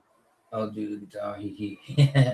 Aaron says I started off playing blues, came up on my dad taught me to play guitar, and that was his go-to. So yes, love. You're great guitar, great at singing as well, Aaron. Absolutely fantastic. Freddie King, Helen Wolf, BB King, all the oldies. Yeah, that's great. Old school blues. That's fantastic. I kind of walked into the blues thing, but it was more like the English rock blues. Today I want to talk about yeah. That was how I learned. Today I want to talk about the Blue Origin. Sorry, I'm not trying to play that. It just keeps doing it itself. No, it's all right. I was just going to say that was my influence, introduction to the blues. That stuff wasn't around when I was young. And right. But I knew Cream, I knew Led Zeppelin, and I knew. Oh, Led Zeppelin, fantastic. Yeah, I knew Canterbury Music Festival, and I knew English stuff, English blues rock. So that was my blues. Cream, Dan says that was a biggie for her too. Yeah. Yeah, I remember Cream. I don't remember much of the songs actually. I just remember band. But Baroque was the other one. Baroque is like a English musical style. It's like they play harpsichords and stuff. It's a genre, it's a genre music. Yeah, but it's like old school, real old school stuff where it's like a very English. And I start to listen to a lot of weird stuff that people would probably say to me, "Why do you listen into this?" A lot of weird stuff is actually good. Some of it's really music good. I listened to when I was younger. I listened to it now. I was like, "Why did you listen to that?" But then there's other music I hated back then. I love now. Yeah. My mother listened to Italian music. Italian? She was from Italy, so I listened to Italian music. My dad listened to Irish music, like the Clancy Brothers and. Only Italian music I know is "What's the matter, you? Hey. Why do you look at the Well, I mean, she used to listen to real Italian music, like speaking Italian, singing in Italian. Robert De Niro's talking. Robert De Niro's calling, talking Italian. I know Italian music. Come on. I'm with you. I know the swears. Is that me being racist, by the way? I know the swears because my mother, if she was speaking Italian, that meant she was swearing. Because if she went from English to Italian, I knew immediately that she was saying something bad. That's funny. That's great. And that's the usual way, when you use someone that's like they talk English, but they instantly revert to the first language. It's usually because they're going to cuss somebody down or something like that, or swear, or get upset or angry. Yeah, I'm like, oh, she's pissed off. Speaking in Italian, my friend would say, "Who's that talking?" "Oh, it's my mom. She's pissed off." Oh yeah, of course. When the moon hits at your eye like a big pizza pie, that's amore. Oh yeah, I forgot about that one. Okay, let's go. Sorry. That was funny. Oh, so these are the Blue Origin women, huh? They still blue? They still wearing still that blue, suit? still blue, still blue. They look actually. Jesus. They do look awful. They look like aliens, don't they? Look at that Amazon in the front left. Yeah. On the left side. Holy Christ. Yeah. I mean, I think that may be a dude. Yeah. It's a possibility right there. Yeah. Oh, is that? It must be racist. Well, your bone structure can't be racist. No, that's true. That's true. Today, I want to talk about the Blue Origin theatrical production and touch on some of the esoteric symbolism that I saw. So just the name Blue Origin, we know that the blue is the color of aliens in the James Cameron movies. That's kind of why, when I heard this, that's kind of why I did it, because this is over a year ago, and it's now like with Steven Spielberg and his Disclosure Day movie, that he thinks it will make Christians rethink their faith. It kind of all follows, that's kind of why I went back to it. You know what I mean? When I heard that. Because that's the kind of agenda that's going on now, isn't it? The alien agenda. And now aliens are going to be who created us and probably created the story of Jesus and all that to give us kind of hope or something. It's coming just to kill off that stuff. Of course. Everything is based off of wrecking this place, wrecking any. It's their goal. It's been there. It's been not only their goal, but it's been the goal of other countries to do it too. To do it in their own country. That's why you're seeing similar problems in places that you shouldn't see it, but you're seeing it all at the same time happening at the same. It's like you can see that this isn't just some random organic movement. It's pushed. Right. It's absolutely pushed. It's not organic, like you said, definitely. Did you ever say easy? Oh no, man. Fun fact, I'm 6 foot tall. No. Amazon lady. I mean that chick's like basketball. That chick's like basketball. Definitely. Look at the shoulders. The shoulders are wider than everybody else's there. It's just big. The hands are big. Yeah, she definitely, man. Like jaw, the face. You could kind of see it. Of all of them, if any of them had to be a man, I would say it was her. Heron, you're all woman. Yeah. Yes, sir. To his own word. Hey, Mike, you're not blue anymore, are you? I'll give you your spanner back, your shield back, since you've been good. There you go. You got your shield. I keep saying spanner. It used to be a spanner wrench, but it's not anymore. It's shield. Words. Origin is the origin of life. So this is basically a panspermia narrative about how life on Earth originated. What's that one, eh? Volare. Is this a song? Volare. Volare, yeah. It's Dino. Hey, how does it go though? When the moon hits your eye like a big pizza. Oh yeah. Of course, yeah. It's Dino. Heron already put those lyrics in. Yeah. Of course, you know that one. Yeah. He was part Italian. He's from Ohio, though. He wasn't from. But all those songs may be kind of Italian, but they're still in English. I'm talking about. I'd like to hear one in Italian. Like, I could probably find it. I think originally that song was an Italian song, but I just could be wrong on that. Right. Don't quote me. Mike is being Have now. Yes, he is being a Have. Originated from somewhere else, and that's kind of the underlying theme. Okay. No, he's not behaving. Take it circle. This is basically like an obelisk. The White House is a very similar kind of shape, and we have the phallus in the middle, surrounded by the feminine circle, and there's the phallus again. And it is. They're always shaped like a dick of some sort, isn't there? Absolutely. There's always that symbology there. Yeah, always. And I kind of agree with women on this. Yeah, always, man. Even when it comes to military, your stripes. I mean, some go down the way, some go up the way. One's phallic, one's juvenile. I think it's. I mean, of course, it has to do with aerodynamics. I mean, you can't make that thing into a refrigerator and shape it the size of a fridge. It's not going to be very aerodynamic. I mean, just naturally, they just figured out that shape, that conical shape. I mean, but look, that one there, look, the knob at the top. I was just going to say that. It's a bit top heavy, I mean, I think the shaft is going to get a bit flaccid after a while.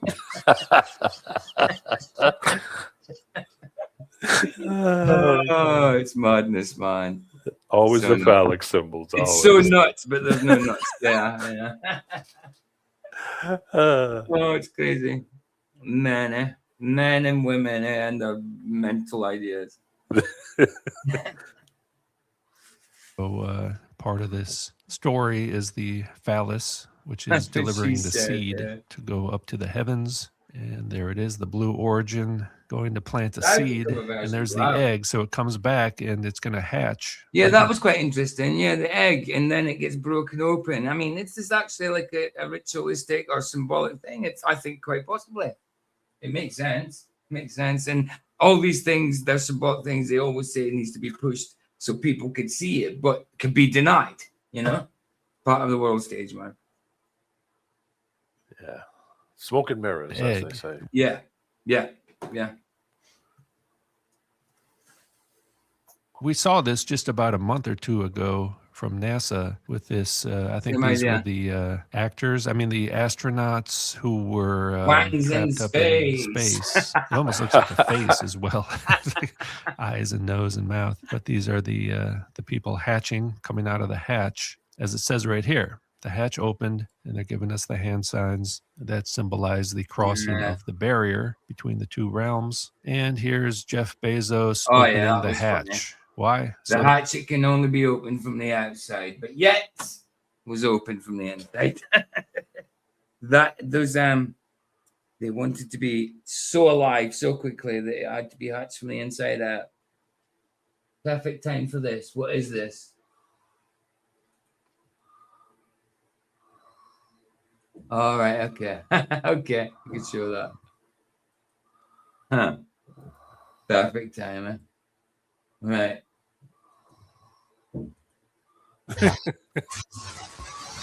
New Shepherd has cleared the tower. Well, you better take a look at this radar. What is it, son? I don't know, sir. But it looks like a giant dick. Yeah. Take a look out of starboard. Oh my God. It looks like a huge... Pecker! Oh, yeah. Wait, that's not a woodpecker. It looks like someone's... Private! We have reports of an unidentified flying object. It is a long, smooth shaft, complete with 2 balls. What is that? There's no ball. That looks just like an enormous wing. You're androgynous. Pay attention. I was distracted by that enormous flying... Willie. Yeah. What's that? Willie Nelson. Well, it looks like a giant... Johnson. Yes, sir. Get on the horn to British intelligence and let them know about this. That's great. Watch me get copyrighted. That's funny. Always with the phallic symbols. Always, man. Always. They got one in Boston. It's well, they got a bunch in Boston, but the one that I went to when we were kids is called it's in Charlestown, Massachusetts. It's the Charlestown. It's like a war memorial, but it's a Bunker Hill Monument. And it's the same thing. It's a giant dick sticking out of the ground. You could walk up to the top of it. It had these little observation holes as you went up. When we were kids, you could walk around the stairway that's inside of it and go to the top. And I think it's closed now. I don't know, but it's same thing. Giant phallic symbol. Oh, it's always there. It's always there, and it's always a wreck. You put that same link in the private chat, didn't you? Yeah. It's a great one.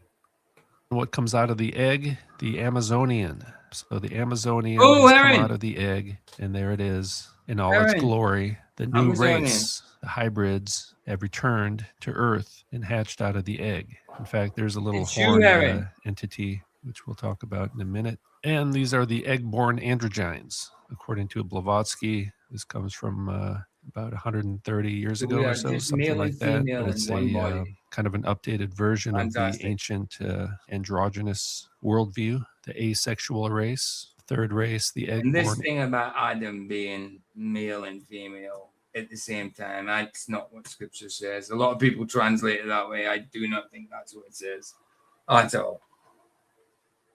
Androgynes. So these are the third race, I guess, but they're also the fifth element. Do we have to get a sample from an egg? Well, yes, you do, actually. You better get a sample. from an egg. And this is from Venom. And Did we it at does least seem to be a retrieve lot of all of the movies like this samples? kind of So stuff. remember, in Venom, they also were up in space and they got some samples. And those samples came down and infected humanity, and human beings became the host of the alien parasites. So there's a lot of alien parasite type narratives I'm noticing lately. And in this show, the last ship to get the primordial virus off the ice. So space represents going to the barrier of the edge of the terrarium, the ice dome, and they're getting the primordial virus or the primordial sample. So what they tell us is they're getting the samples from space, but they're really getting it from the barrier between the realms. And they call it Project Blue Nose. So again, you have the Blue word Nose? blue, the blue origin. So the Where I'm from in Scotland, if you're a blue nose, it means you're a Rangers supporter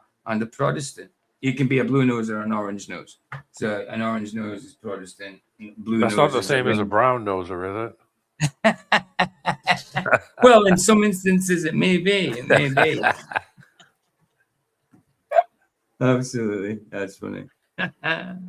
Arctic and Antarctica and space, I think, all represent the same thing. It's kind of where the aliens or the demons live. So the blue nose, they cross the Arctic because I'm a Circle, blue nose. I'm a right? That Ranger would be supporter. the barrier above the Rakia. And here, now Ryan sent me this photo. So you got the blue origin. He's definitely a plot after that.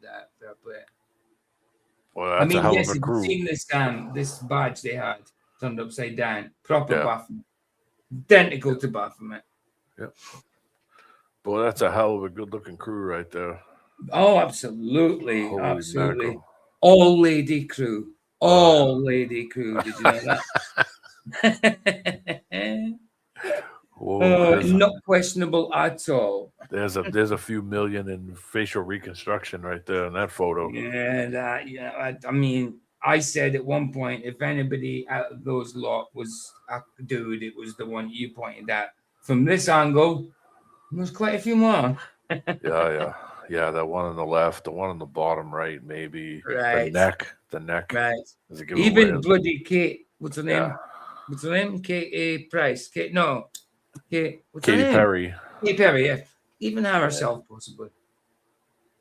Yeah, something's off with all of them. It's kind of weird. Definitely. That one in the middle on the left's got some kind of ladyboy vibe. Right. And that's kind of it. I think it's kind of his point. The one up top has got a bigger jaw than me. Top right. That's a hell of a job, man. You couldn't break that thing. That's a beauty.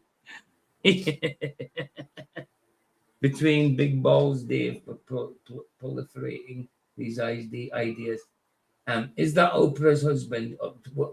Is that Oprah's husband up to? What? Oh man, we're all a little rough. Oh, actually, Katy Perry is probably debatable. Yeah, Katy Perry is probably the one that I would probably question. I wouldn't question the less. All the other ones, I would be like, well, yeah, I suppose. Oh, that was deja vu for me. This feels deja vu.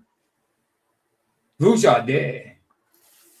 Amazonians. So where did they originate? They originated from outside of this realm. And there's the hand sign. That's the triad or the triadic claw. That's the male, female, both, neither. It's the androgynous alien sign. It's the triadic sign. You could even call it the horns, whatever you want to call it. But in this movie, the monkey man, the Hydra actually said, the divine androgyne cult functionary said, this thing is male, female, neither, both. And they showed a close-up of the triad, right? So this is the triadic claw here. And it goes back to the ancient world. All right, the ancient androgynous deities and their ancient cult functionaries. And there's Katy Perry in the egg with the butterfly, which symbolizes transformation. Also kind of got that angel wing type symbology. And there's a daisy, right? So they're up there with the seed, right? Remember the panspermia idea, which we see clearly in Invasion of the Body Snatchers. It actually starts out with the fungus or the fungi from space, quote unquote space, coming to Earth and infecting people like a parasite, and people. Was it? So it was. 1978 is when Invasion of the Body Snatchers. That must have been the second version because there was a black and white one, wasn't there? So 78 must have been the first color one, maybe. Man, I haven't thought of Roman numerals in a long time. Oh, I like Roman numerals. My mom's like, she's 75, I think. Yeah, 75. She'll be 76 this year. Yeah. And she calls me when she can't work out Roman numerals because she would never taught them at school. I was taught them, but she was never taught them. So she asked me. I find them easy enough to work out. I know X is 10, V is 5. M's 1,000, C's 100, L's 50, X is 10. Like I said, V's 5, and these are 1. Those are singles. Yeah, and it depends how they're situated, how they work, whether they add or subtract from it. Yeah, if you put them in front or behind. Yeah, if I remember right. Yeah. Then you've got D, like D's 500, and C. No, C's there. What's the other one that's missing? D's missing. That's about it. I think the D's now 1,000. I haven't thought of Roman numerals in a long time. Yeah, that's it. That's all that's missing is just a D, and then you can work them out. Everything can be worked out from there. You know? Yeah. And D is 500. L is 50. I used to get D and L. Yeah. My car gets 40 rods of the hogshead, and that's the way I like it. Easily works out. We used to joke around about that because before the metric system, the English had this system they would call rods. It depended on what you were measuring, whether it was a fluid or a distance. They used rods, chains, and it was standardized measurement, but like English standardized measurement. Right. So I used to joke around with my friend when we were working, and he'd say, "What size wrench do you need?" And I would give him the number in English measurement. And I used to joke around. We would do it, and one day this Greek guy that we work with come over to me and said, "Listen, what the hell are you guys talking about? You keep doing this," and me and my friend are laughing. What the hell's a rod? Well, rods. 40 rods is a liquid measurement. So, distance. So 40 rods means 40 miles, a mile per rod, and you get so many rods per hogshead. Hogshead was the measurement in liquid. So if you took 1 gallon and you went 40 rods, that meant you went 40 miles or whatever, 40 miles to the hogshead, which meant 1 gallon. So, we would do it all the time where we would just talk in English measurements. And that's funny. The Greek guy couldn't take it after a while. He just come over to me, "Listen, stop." And I was like, "What?" He goes, "What the hell are you guys talking about?" We had to explain it to him. So like one day he looked at me and said, "Hey, go over and hand me one of those, instead of saying the quart." He went over and called it the to the hogshead. And we were joking because laughing because he got it after a little while. So he must have looked it up on the computer and then figured out what the hell we were talking about. What do you think a rod's measured by? Like it's a standard, everybody's rod. Yeah, you just measure it to your rod. Length and standards and measurement of liquids. And so I have no idea, to be honest. We use the English method to do it pre the metric system. Right. I'd never heard of it till you said it. Rod, not the measurement. Never heard of that. I'll put a link in the side. I've heard of all weird measurements. Like do you know when we say something like I'll be back in a jiffy? People think it just means it's actually a measurement of time. It's like I don't know what it is. It's like 200ths of a millionth of a second or something. That's a guess, but it's like a lot. It's a lot. It's like a very small part of a unit of a second. But jiffy is actually a unit measurement of time. Yeah. This is the joke. It said rods to the hogshead is a nonsensical unit of fuel economy made famous by a classic joke in The Simpsons. It equates roughly to 7.9 miles per gallon. Right. So you go 7.9 rods. Wow. And then you equate that to a weight and to a measurement in fluid, which would be to the hogshead. Right. Okay. So crazy. It's actually hogshead is a large wooden cask barrel typically used to store liquids or tobacco, which holds about 63 gallons. Right. Wow. That's and it's mad. pre the metric system. I know I went off boat there, but I found that was kind of fun. What's the Scottish measurements, Paul? Hey, Paul says that's because you're not English, Paul. Joe. Are there Scottish measurements? Gosh, you ever heard of a nip of whiskey? That's a Scottish measurement, isn't it? A nip. Yeah. Or a dram. That's a measurement. Yeah. There you go. Everybody had their own way to explain things and measurement. Before it was universally changed into the metric system, so it was. Peter stands to 97 30 star. It's like, hey, listen, if I weigh 97 30s, that's the next aim. Thank you. That'd be great. That'd be great. Sorry, on you go. You were saying something. Sorry. No, I was just saying it's just pre-measurement. All society had their own form of measurement. I think that they created the metric system to standardize it, so that way you didn't have to convert, kind of like currency. What they're trying to do with currency and turn it into some digital, where it all is the standardized. Just trying to standardize it all, so you don't have to worry about saying, oh well. They already did that. They already did that currency wise with Europe, didn't they? They changed everybody's individual countries to euros, but just UK didn't play into it. But part of Ireland does, so they're on euros, but we just didn't go for that, But yeah, like Greek went from drachma to euro, you know what I mean? All that kind of different. What do you call it? Had the dinar. Yeah, all went to euro, standardized, all decimalized. It just works like the pound. It's just a different, it's a different amount, slightly different amount, obviously. But yeah, so I was just going to say, Aaron, I've lost about 2 stone so far in weight. So how many tatties is that? Sorry, on you go. Continue.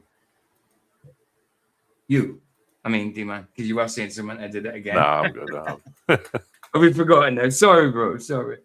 Let's get this one done. I think we've got another video after this. Yeah, we have. And it's the same thing, but it's NASA. Oh, no, this is NASA. No, NASA. Because this is Blue Origin, yeah. Much in touch. Same thing. Become the host, and it takes on a human appearance, right? That's what that movie's about. And Who's so done? Katy Perry Yeah, I've still got hatches another from the 2 to egg go, though. with the biological sample from the Arctic or from quote unquote space. And this is the primordial sample. And the daisy is named after the offspring. Yeah, she did Katy do Perry. that, didn't she? She did some weird stuff when she came up. Said some weird things as well. You've got the fox's all-seeing eye right there as well, haven't you? So, you can't I found it. down there. There, look, you can see it there. All-seeing eye on top of the earth. It's always there. It's got to be there. Even in StreamYard, I've got the all-seeing eye. You might not see it, but I see it because I'm on the studio side. Madness, man. I found it. You want me to bark it off real quick? This is just something real interesting. Yeah, go for it. When we were talking about the metric system thing, the table of equivalences.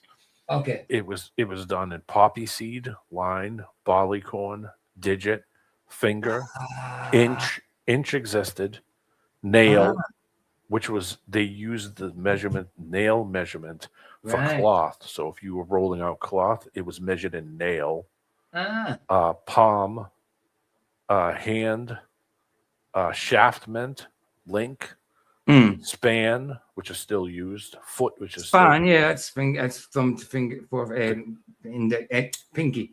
The cubit. Yeah, that's wrist to elbow, or is that fingertip to elbow? Fingertip to elbow. The yard, which is 3 feet equals 36 inches. The L, which was from fingertip to outstretch arm. You've also got hands as well, which is the fathom, which is still used. Yes, depth. Rod, which is also called perch or pole. It was used for surveying and architecture. Wow, man, there's loads in that. Yeah, the other one was called chain, which is 4 linear rods. So if you have 4 rods, it's a chain. Surveyor's chain. You still see them use it to this day. The skein, which is a textile measurement. Then they have the furlong, which is used in like horse racing. Horse racing, yeah. When they say 5 furlongs out. the hank, which is textile measurement, composes of 6 skeins. The mile, the league, 20,000 leagues under the sea. That's another depth, yeah. And the spindle, which is a textile measurement for cotton. Oh, for woolen stuff, yeah. Hey, Heron, yeah. I thought so. I thought horses were still measured in hands. Yeah. So I threw that link in the back. It's kind of an nice one. That's for reference. Yeah, that's cool. I'm gonna keep that. That's pre-metric system. So before the metric system, that was how they measured things in the Commonwealth countries. Yeah, it's a handy thing to keep. I used to know that like the back of my hand like 30 years ago. I'm a little old now. Like the back of your hand, is that a measurement? Yeah, it actually is. There you go. I'll put a link in for the guys as well. Yeah, it's actually quite what's that, Heron? 2 seconds. D-Man, you're making one heck of a conversation table. Absolutely, it's great, man. Conversion. Listen, if I don't do a couple of searches during the show, I start getting the shakes. Gotta take my medicine. Oh, it's great.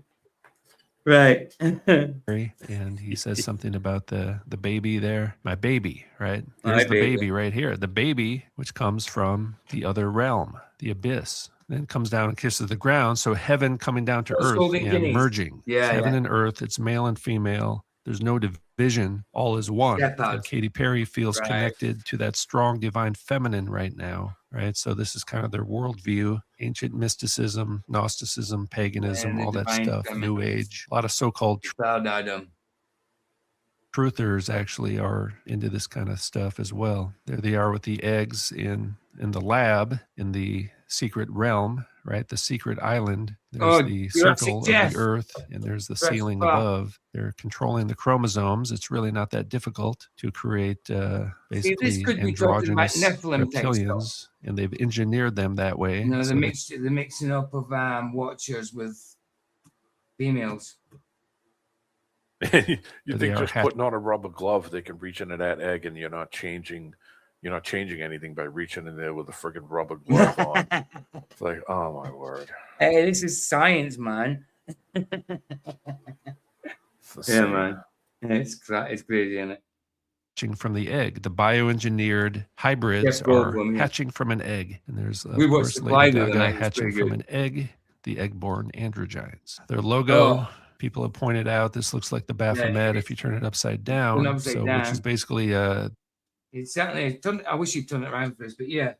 Actually, let's get it up. Let's get it up. Blue Origin.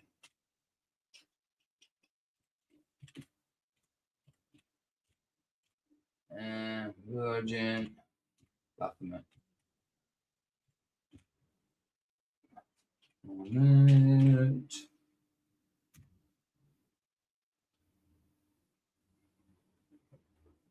He's going to switch to root around for us. Yeah, there you go. Yeah, that's it. Turn around, I think. Yeah, that's it. That's it. Am I showing it? Yeah. So yeah, it's well seen that that's a Baphomet, without a doubt. There's no mistake in that. None whatsoever.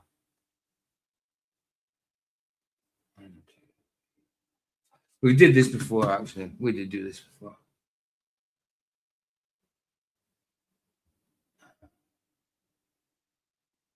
The goat horned symbol of a goddess. This is actually a goddess. It looks kind of scary, but there's other. It's the same thing that I just showed you with that Indian goddess. This is the Baphomet upside down instead. Okay, that's another way of doing it, I suppose. But it would have been. I would have thought it would have been easier to turn it the other way around. So I would have just clicked that from the video and saved it under its own pick and then done it that way. Same thing. I know. Look at that upside down, huh? No comparison. I know. That's it. Wow. Androgynous, I just showed it. I just showed it the other way around. This is the same thing. This is also the same thing as the Baphomet, and these are the goat horns or the Baphomet horns of the ancient goddesses like Ishtar and Inanna. Okay. And they had the transvestite priests, prophets, and singers and dancers and entertainers Here's the symbol of the hare. In ancient times, it was widely believed that the hare or the rabbit or the... Oh, Katy Perry is connected to the divine plastic and silicone. Yeah, a whole lot of it. And Botox and all that kind of stuff. Bunny, the Easter bunny, was a hermaphrodite. The idea that a hare could reproduce without loss of virginity led to an association with the Virgin Mary, the self-generating goddess or the perpetual virgin, according to the Roman Catholic tradition. Well, look, she was not a virgin after Jesus was born. And, you know, is Joseph got to stay with a woman if he ain't getting any? Come on. Yes, she was a virgin when Jesus was born and when Jesus was conceived. Yes, 100%. But she then went on to have Jesus' brothers. They weren't immaculately conceived. They were Joseph's biological kids. She was not a bloody virgin. She was a virgin when Jesus was born. After that, no, she didn't stay a virgin. Wow. I had a brother called James. I had a brother called Jude, for sure. And he probably had a few more, I think, but definitely Jude and James. Who also have eunuch priests, by the way. So the Virgin Mary and the Christ child, which became paganized in the Roman Catholic Church after Constantine made Christianity the state religion. Well, you got a bunch of idolaters now who call themselves Christians, right? So I don't necessarily blame Constantine for this. It's a somewhat complex topic that needs more further investigation. I didn't know that, but let's never underestimate the idolatry within the human heart that wants to worship pagan idols. So there's always a way to paganize Christianity if that's what you really want to do. Even these deceptions, you know, it's these are given to the idolaters because that's really what they want. And here you have pregnant, quote unquote, pregnant Katy Perry takes all the Easter eggs as the cutest bunny on Instagram. Here's Katy Perry's magical Easter bunny. Magical, huh? It's a magical Easter bunny. Well, it sure is. There's a lot of magic going on there. As it says here, I'm just reading what it says. The Easter bunny is a hermaphrodite, which means androgyne. It's a self-generating goddess, balancing polar opposites. And that's what these people are as well. They've sacrificed themselves to the goddess or to the demon because he is an androgyne, a self-generating androgyne. There's the triad, the hand sign that we saw. He's in a blue lab, by the way. And a lot of these lab scenes are blue, genetically engineered super horses with altered DNA being created in lab by scientists. That's just something I saw today. They've been engineered that way. Lauren comes out and says, "Where are my babies?" All right. So the Easter bunny and Godzilla give birth asexually. These are the self-generating androgynes, the perpetual virgin, creating hybrids in a lab, right? My baby holding up this seed, right? This sample, the primordial sample is Katy Perry's baby coming out of an egg saying, "Where are my babies? Where are my hybrids from the surrogate, from the lab?" All right. You think these people are going to have natural reproduction? They're from the third race or beyond. Actually, who knows what race they're from? We're also connected. So that's kind of their worldview, is that we're all one. We are all part of the same organism. We're all just part of one massive... Right. The next video was going to be just pretty much the same as this, Symbology, but just from the NASA side. Don't really need to do that, do I? What do cheekbones and the jawline are a dead giveaway. Oh, I know. So instead of doing that, shall I show the Elliot Paige thing? Shall I do that? That Michael Jackson knows too. Yeah. What do you reckon? Do you think I should show the Elliot thing? That's gold. That's cool. Right, let's do that instead now. I did have something else planned, but listen, we've already done this one. We know what's going on there. Yeah, this is we know what's going on here. Let's do that. Because it's a 17-minute video. I might as well finish off with that one. Then I'll get tonight's fight night sorted out and topic and stuff and fights and whatever. Right, let's do that then. Let's get rid of that one and let's get this one up. Where is it? Is it this one? Yeah, here we go. So this is stop. So this is Ellen Paige, who's an actress. You'll know, people will know her, but is now a dude talking about toxic masculinity and talking to a non-binary woman who's been pregnant, had a baby and all that, about how it is to be a man and how it is to be a true man, you know? It's done in the style of, because they're called bearing. They're Australian people. You don't see their faces. They've done it through AI, but they're so funny, you know? Yeah, the guy that does this is great. It's their comedy, though. They've just done their voices not through, or maybe not the voices, but the pictures, whatever, through AI. They've done the video through AI, but yeah, I think it's their voices. What's the... Oh, I'm not going to read all that. We'll just let the video do the talking. All right. Was you going to say something? Yeah, I was going to say sometimes he has his woman on there too. Okay. Yes, she's there. She's there on it. It's funny. They're good. They bounce off each other. So, tiny emotional woman, Ellen Paige, teaches us masculinity. Boy, I'm glad I'm here. All right. Here we go.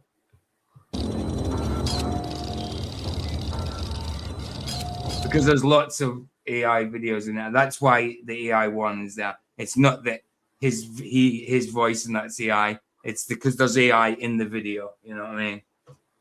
That's quite a sentence. That's from the Terminator. Oh, this is great. Give me your boots, your clothes, your motorcycle, and a box of Xanax.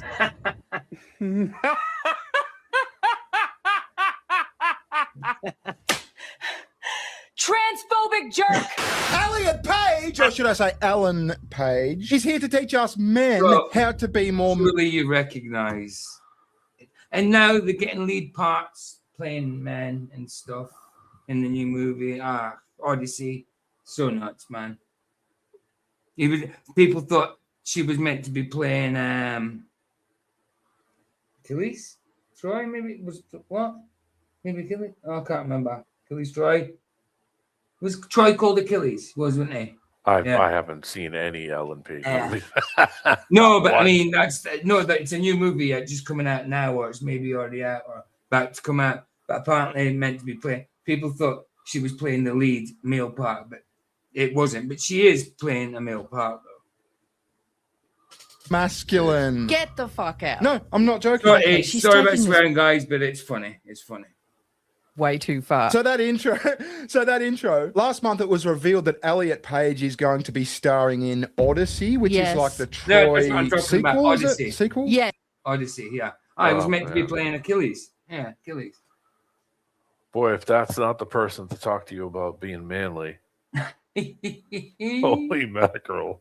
Wait till you hear it. Yes, she's going to be playing Achilles. Well, no, that was the rumor. That was the rumor going around on the internet. Hey, Paul, what sentence? I can't remember what sentence you're talking about. Remember, it's like when I say something, and by the time you type something in chat, there's usually about half a minute gone by or something. You know, there's about 10, 15 seconds delay between StreamYard and YouTube, I think. And then that's standard. I don't mean it's just a delay on mine. I think it's just standard. So I can't remember what's been said sometimes. It's not true. But when it was speculation, my God, the memes that came out were so funny. Here we go. This is funny. This was Troy. This was Brad Pitt's part. You remember? Yeah. It's not going to show all because it ended up with blood in it, so it won't show all. But this was Brad Pitt's part where he ran towards this dude here, scooted off to the side and got the, I think it was a sword from his neck all the way through his chest. Yeah, it was a good move.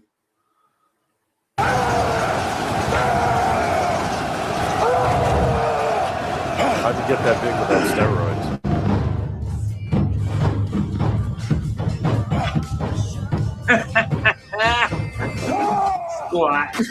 So I can't show it, but she obviously dies straight away. I can't show it because there's blood. Yeah, she took it like a pro. No, and then everyone jumped on this bandwagon of putting Elliot Paige or Ellen Paige into action movies because it's really, really, really, really funny. Oh my God, it was an AI free-for-all. Actually, it was mostly one dude, but he did it really well. King Xerxes offers this is respect, funny. ma'am.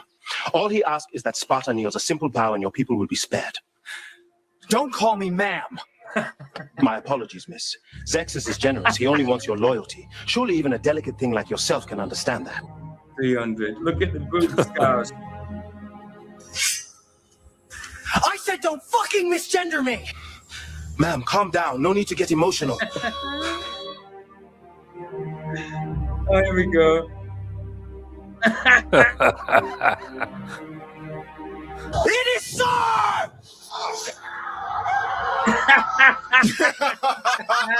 That has got to be my favorite. No, I've got a better one. No. You can't beat that. Have you seen the Rocky one? Oh, here we go. Oh, it's funny.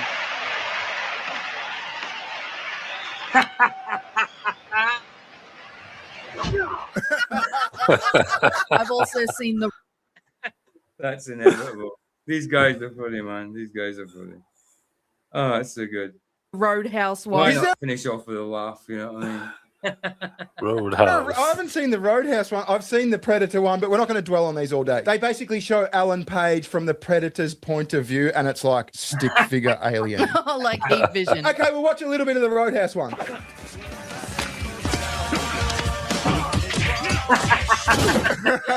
You know what they should do? They need to put Ellen That's Page in that movie. Oh, what's the bloody movie that you kept making me watch with Stallone in it? You made me watch every single fucking one of them. Rambo. Rambo? Was it Rambo? Yeah. Remember the first one where he goes schizo on the computers? Yeah, at the end. Yeah. They need to do that scene like she's mad at the trolls. So as we know, Alan Page is a petite little trans man. Yes. A woman. And I came across this interview the other day where she talks to This is it. she talks to this bird Go called back. Ilana Glazer, which is apt. It is fitting because all she Alana Glazer, Come on, don't tell me that's a real name. No, that's. And this that's is something- the non-binary that's had a baby and all that, yeah. Oh, And obviously, okay. yeah, so bad. does is glaze Alan Page. This interview was so boring. It goes for about half an hour and it's almost unwatchable, but there were some tiny, tiny little nuggets. So I've done my thing. I've clipped it all out and I think I've made an interesting video. Do you want to have a look? Is Alana a trans? We'll get to that. Let's have a look. Let's go. I've been asking people about masculinity and femininity. We are seeing so much, and I mean our entire lives, we've seen so much. Actually, look. And femininity. We are seeing. I think she's losing her hair. Yeah, Do you think she's going to regret that? Welcome to being a man. Right, because that hair's got a six head going on. Yeah. Nah, I it's think okay. Not too bad. Not too bad. But I do It happens, it's man. creeping up on her. It happens. I don't have any issue. On a man, yes, but It happens on obviously- women too. Well, yeah, it does, but that's usually because they've got alopecia. With men, it's like a hereditary thing, isn't it? Yeah, So much, and I mean our entire lives, we've seen so much unhealthy masculinity, so much sickness in this world, specifically through the lens of men. What does it mean to you to hear me say healthy masculinity? Now, what do you think Ellen Page is going to say? What do you think her answer is going to be to this? I don't know, but I feel condescended already. And I'm not even a bloke. It is very fucking condescending, let me tell you. But before we start, let me just say my version of masculinity, right? This is sort of on the fly. I would say it's being like a leader, especially like within your own family group sort of thing. It's being emotionally strong, you know, sort of being a rock that other people can sort of lean on a little bit. And it's nothing to do with that masculine toxicity. It's just about roles within the nuclear family or within the relationship or whatever it is. It's just a role. It's not that you're any better or any worse than that person that you're married to or going with, or you know. It's just roles. It's you complement each other by the roles you do within that family relationship, whatever. That's it. It's nothing to do with men are stronger because that's how we're designed to be, to complement what women can do. You know. It's a team. It's a team. And they want to be exclusive, but still, you know what I mean. Yeah. They want to be independent of as well as an exclusive kind of partnership, you know? It's Be so a girl boss. Yes. But I don't not need a no girl. man. Top 3 association for body. You're right. It's being a provider, those sorts of things. Right. You know? My version of masculinity for you is yesterday when we went to fucking Korean barbecue, and all you had to do was put a buffet of meat in front of him, and all of a sudden he forgets that the little 6-year-old child is around a fucking live barbecue machine.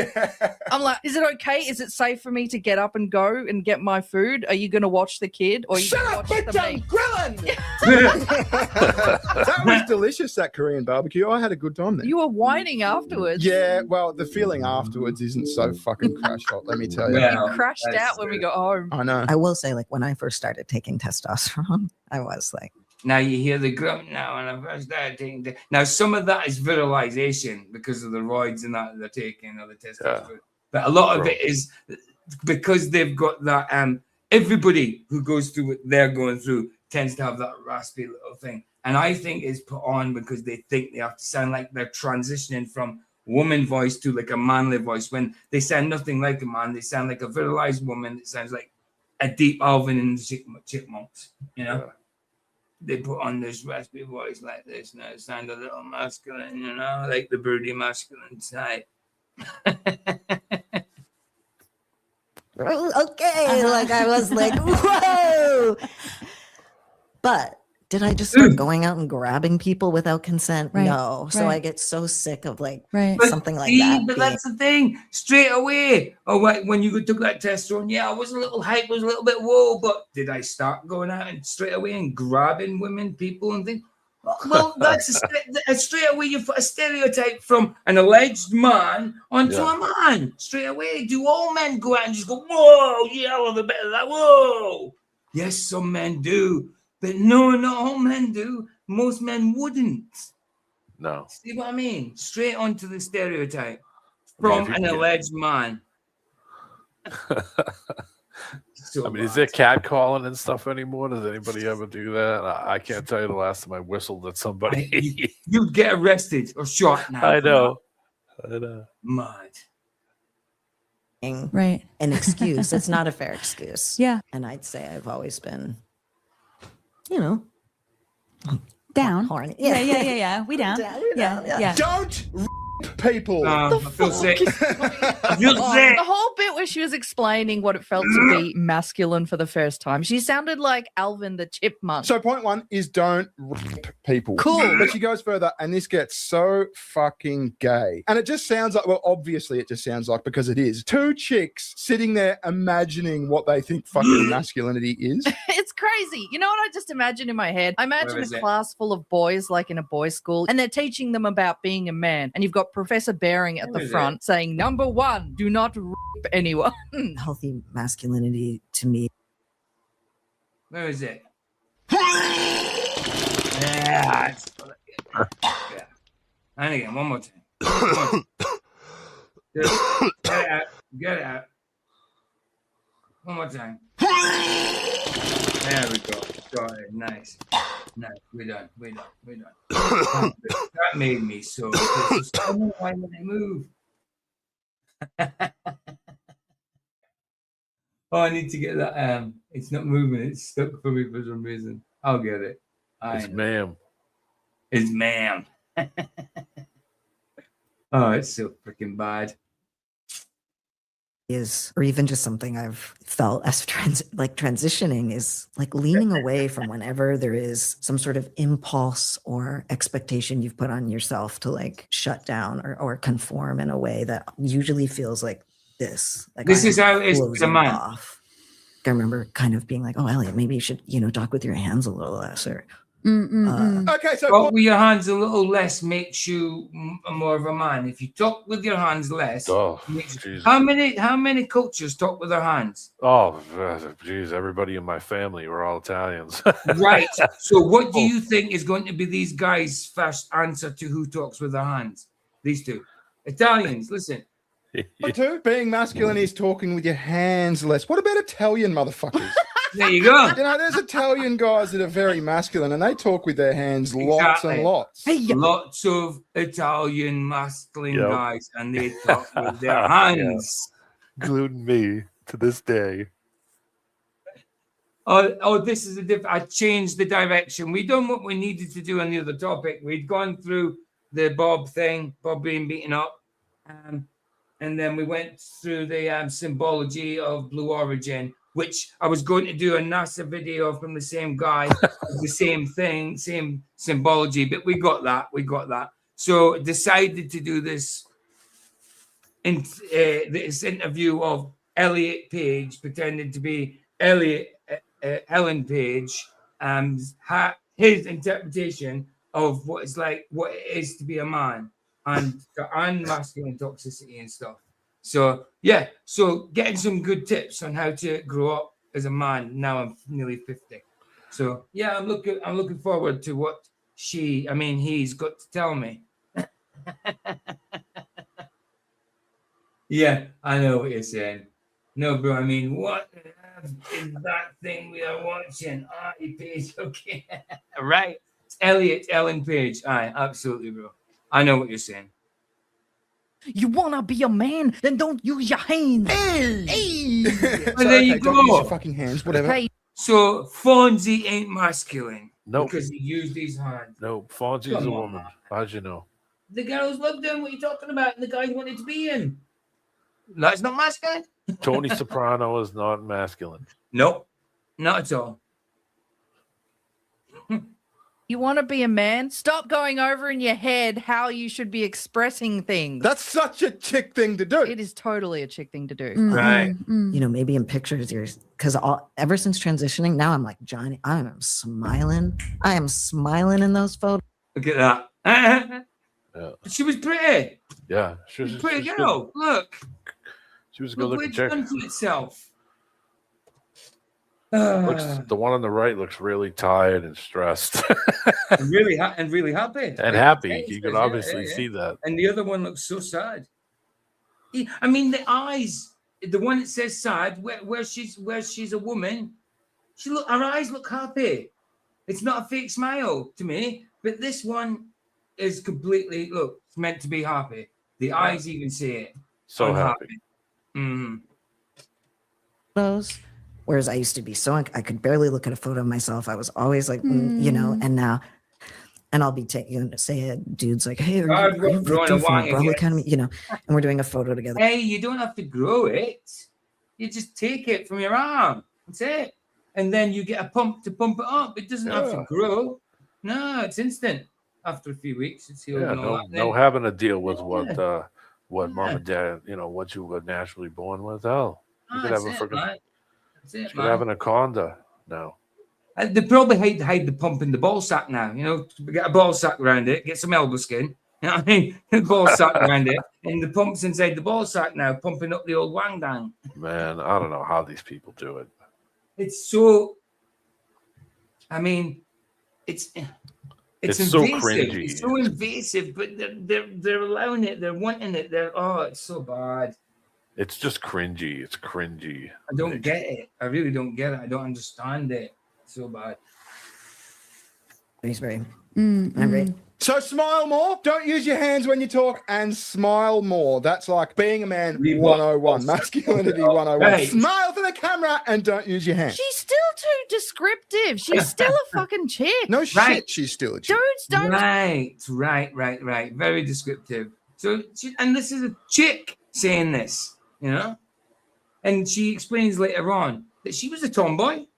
That doesn't mean to say that you're a dude. You get plenty of tomboy women who love playing football, love doing guy stuff, you know? And they don't ever want to be a dude, you know? Talk like this. They don't delve into the fucking mechanics of how to express their emotions aptly. No shit. And like having that moment where I'm like, oh, should I also not? Like, should I also be close and off? It's just like, what the fuck, Elliot? What are you talking about? Like, oh, honey, you're the part of the problem. Okay, can you imagine any fucking man saying honey? I mean, unless it's to your fucking little daughter or maybe your wife. But imagine me, right? I'm in dialogue with myself and I go, oh, bearing honey. No, this is some retarded schizophrenic inner monologue. That would sound so cringy, wouldn't it? I mean, taking the piss, I would have said, oh, honey. I mean, you might say, oh, hon, come here, hon. I mean, that's but no, like, oh, honey, no, the expression, talking to yourself, the cadence of it and all that. No. Ugh, cringy. Yeah, exactly. It's really cringy. It puts a shiver down your back. To me, healthy masculinity. But then, because I say that, put shiver down my back, that's toxic masculinity. Because of what they're talking about. This is almost like somebody who's, I don't know, like, how do you, the thing I'm thinking is, somebody has to do that. Then what do they do? Like, what do they do? Go to the library and get a book that says, Masculinity 101? How to be masculine? Like, it's so odd. And we're meant to take a female's who's transitioned to an alleged dude's idea of what it is to be a man. We're meant to listen to it. This is a woman's interpretation on masculinity. Right. That's all it is. All it is. That's right. That's right. I mean, some people get it. Real queer, some people understand and just say, well, that's a man thing, or whatever. Like, it's your nature. Some people, it's different for everybody too. It's not like all of a sudden you've learned to be He-Man. It's odd that you have to like research into masculinity because you've converted. It almost seems like a play, like you're almost being an actor now. Right. And she's an actor. That's exactly what she is. Yeah. So this is just a role. Yep. A life role. It's so bad though. Like, but wow. Actually physically going through the things she's gone through to do this. I guarantee when she's old, she's got to regret this. Maybe middle-aged, she's got to regret it. Heron nailed it.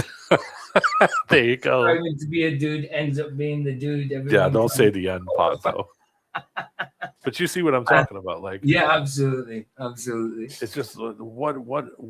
So you're going to see this person that come up to you, and you're going to see the physicality and say, "Yeah, this guy's a sissy."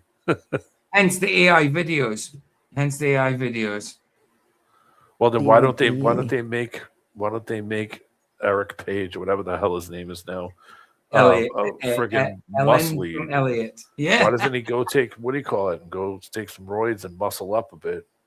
Oh, I mean, could you imagine seeing somebody who's all muscled up like that and they talk and it's Ellen Page's voice? It's so weird, man. It would be so weird. There's no outcome that isn't going to be good. No. Right enough. Healthiness for anyone to just, love themselves, people to care for themselves, ideally get rest when they can. When do men talk like that? Nobody. Love themselves, really care for themselves. I mean, I take care of myself. I take care of myself.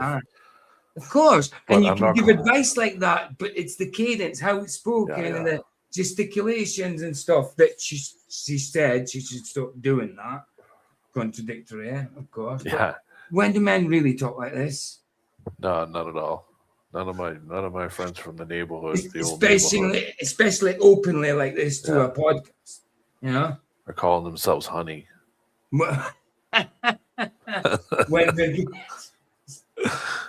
Tony and Jimmy and Guido ain't, Oh wow. It's so this is surreal. This is actually surreal. Can you imagine this back in the 80s and 90s? This would have been a comedy sketch. This would be, but this is serious. This is them being serious. But back in the day, this would have been a sketch, a comedy. What do you call it? What's the word? I don't know.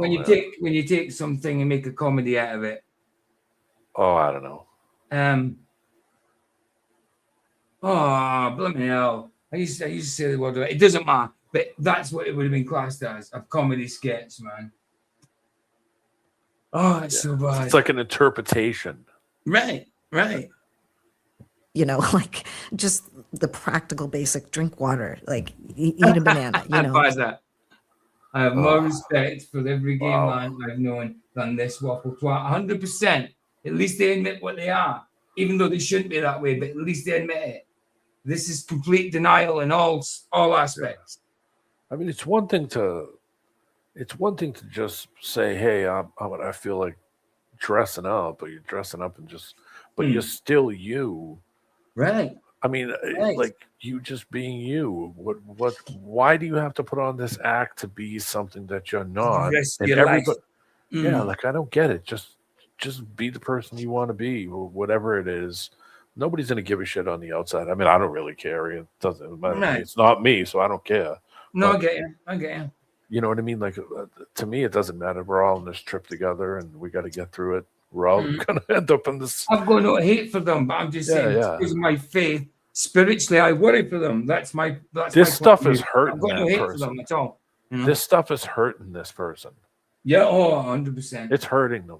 Like, spiritually, physically, yeah, medically, 100%, mentally, traumatically, absolutely, in all ways.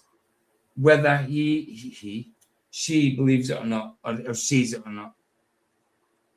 Pure madness. I don't think they see themselves. Maybe that's obviously not.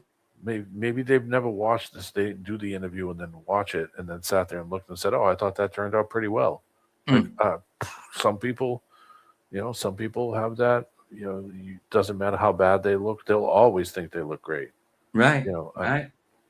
That's some people's interpretation. Or they'll just never gonna. I don't know. It's weird with stuff like that because sometimes people don't see things. It's weird how they don't see how things kind of outward appearance of things.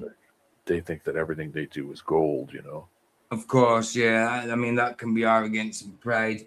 But I mean, there is no problem with people who have got confidence in themselves as long as they don't let it get to their head, you know? Yeah.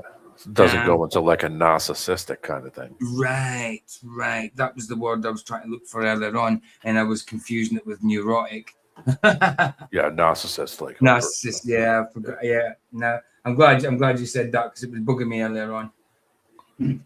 I'm still trying to remember the name, the word for that thing.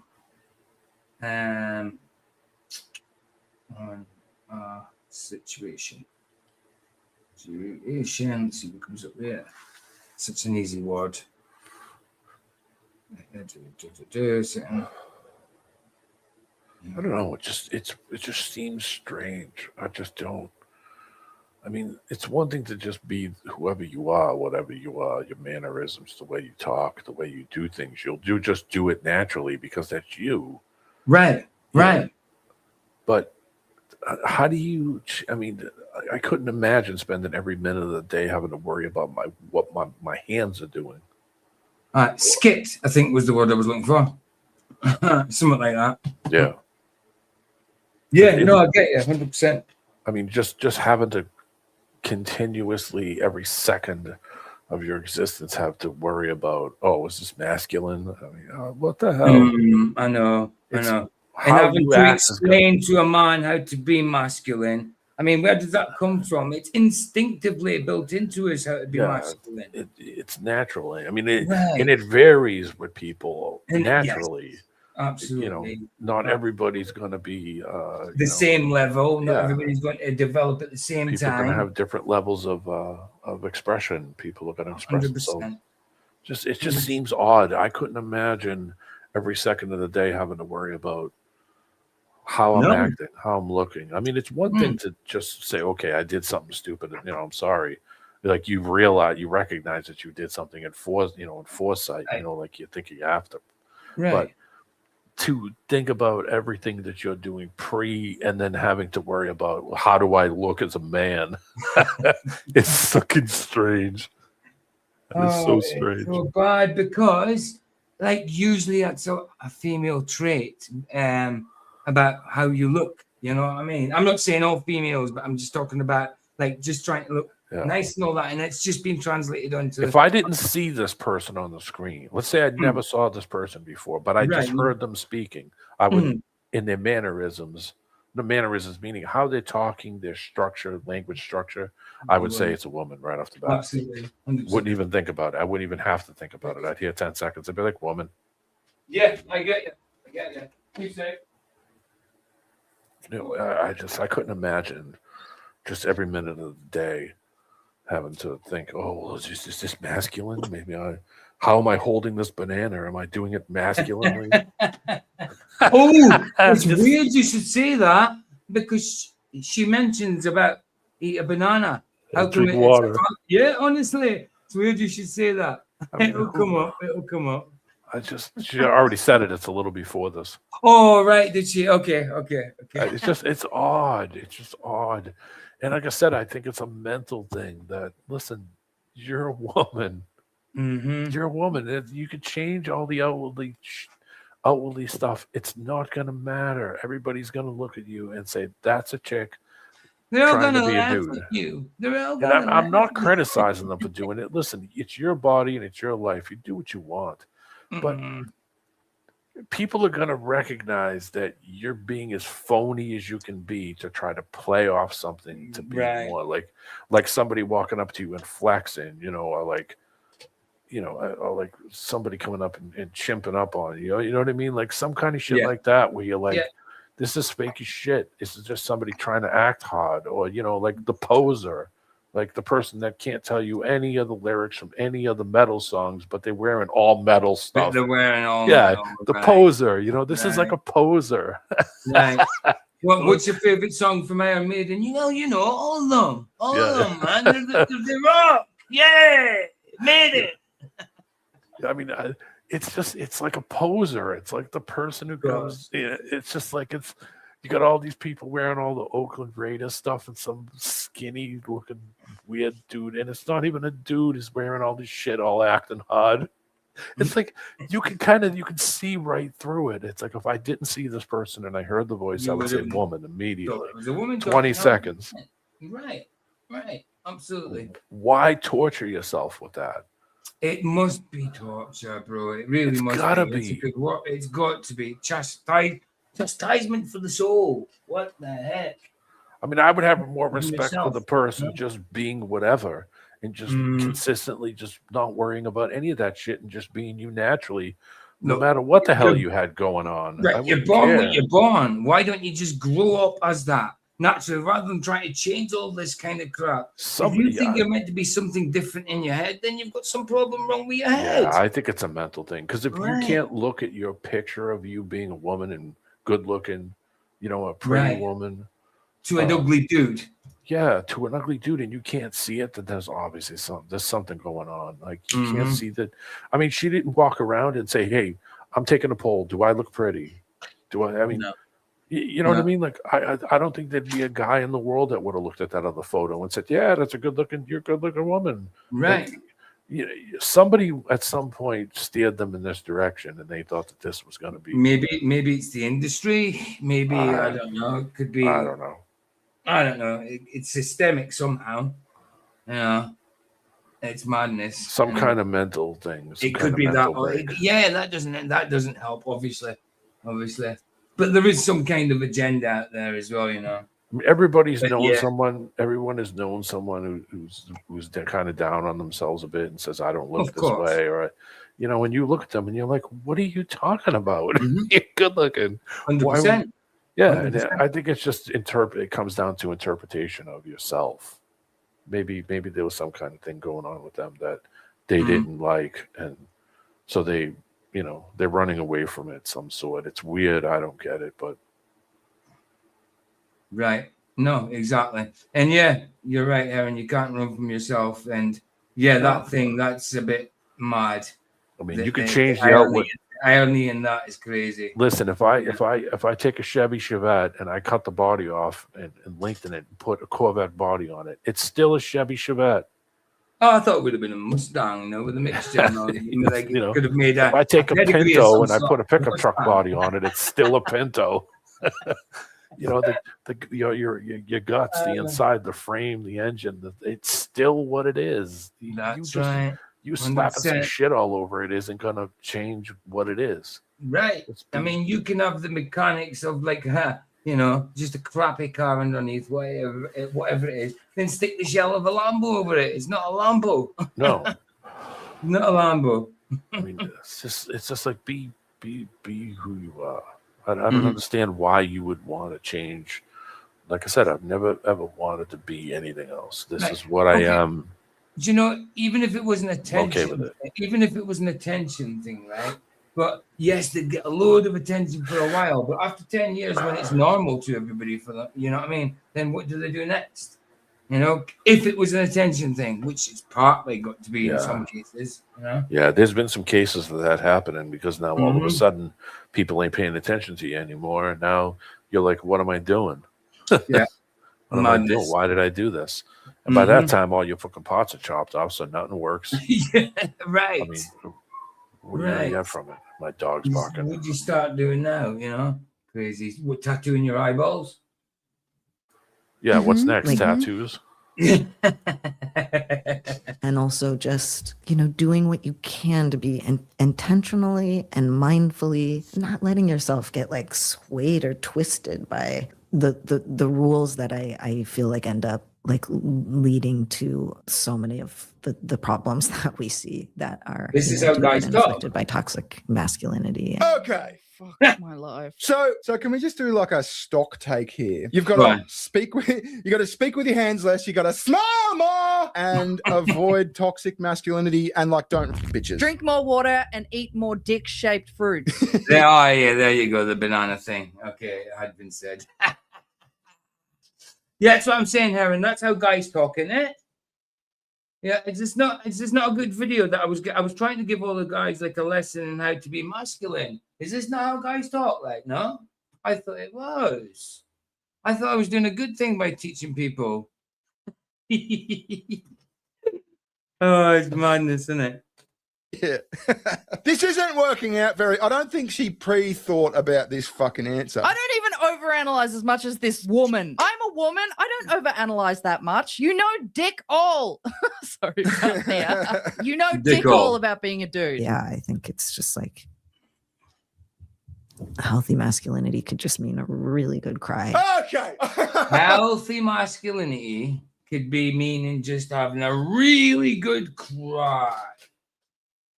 Okay, there's nothing wrong with having a cry now and again when it comes, but just having a healthy, good cry is the definition of masculinity, good masculinity itself. That is absolutely ridiculous and gay. Very, very gay. I've cried plenty, you know, but it has to call for the situation, the context has to be right, you know, an emotional thing, funeral, whatever. You know, you just don't sit there and cry your emotions out every single minute of the bloody day.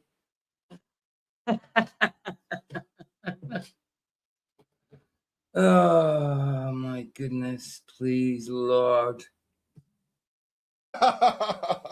Healthy masculinity. By the way, what is up with the fucking vocal fry? I call that queer fry. The vocal fry, that's what I'm talking about, that raspiness.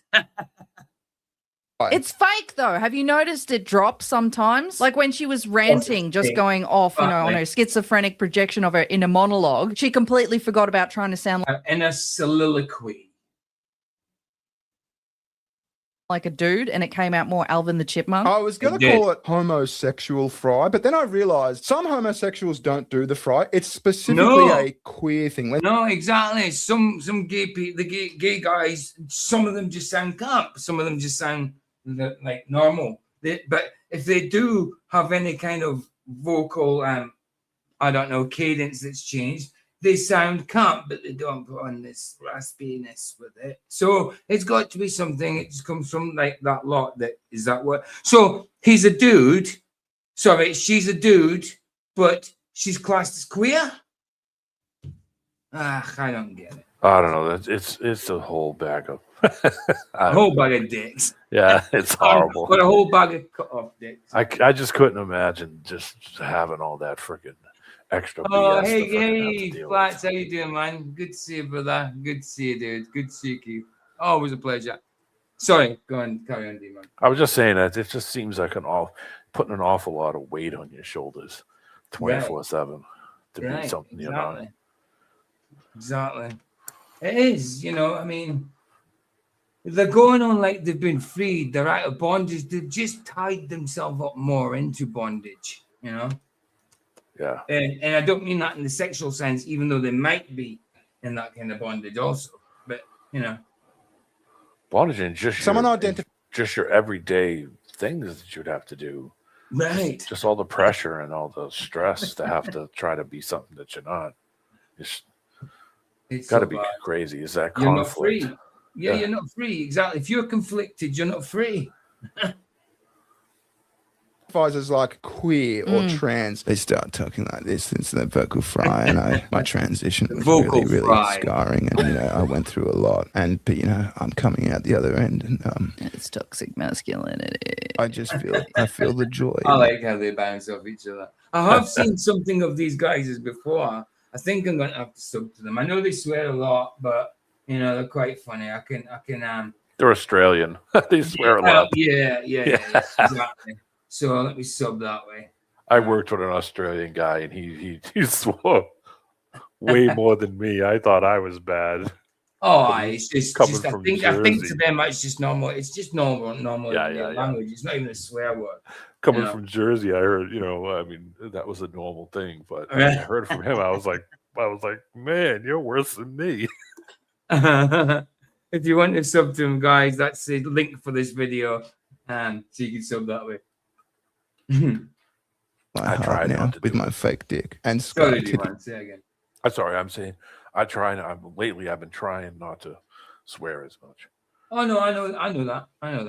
I try to keep it down a little bit. But you've done well. You've done well, man. Sometimes when you do, you catch yourself and say, "Yeah, sorry." I try.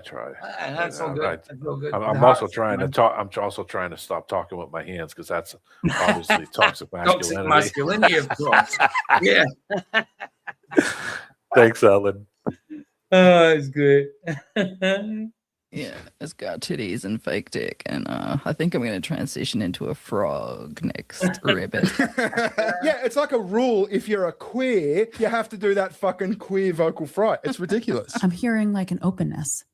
Yeah, practicing. And again, open. This is a trans woman which is actually a man, Elliot Paige, actor, turned into actress, talking about toxic masculinity and how to be a good man, masculine, male or whatever, to a non-binary woman that's had a baby.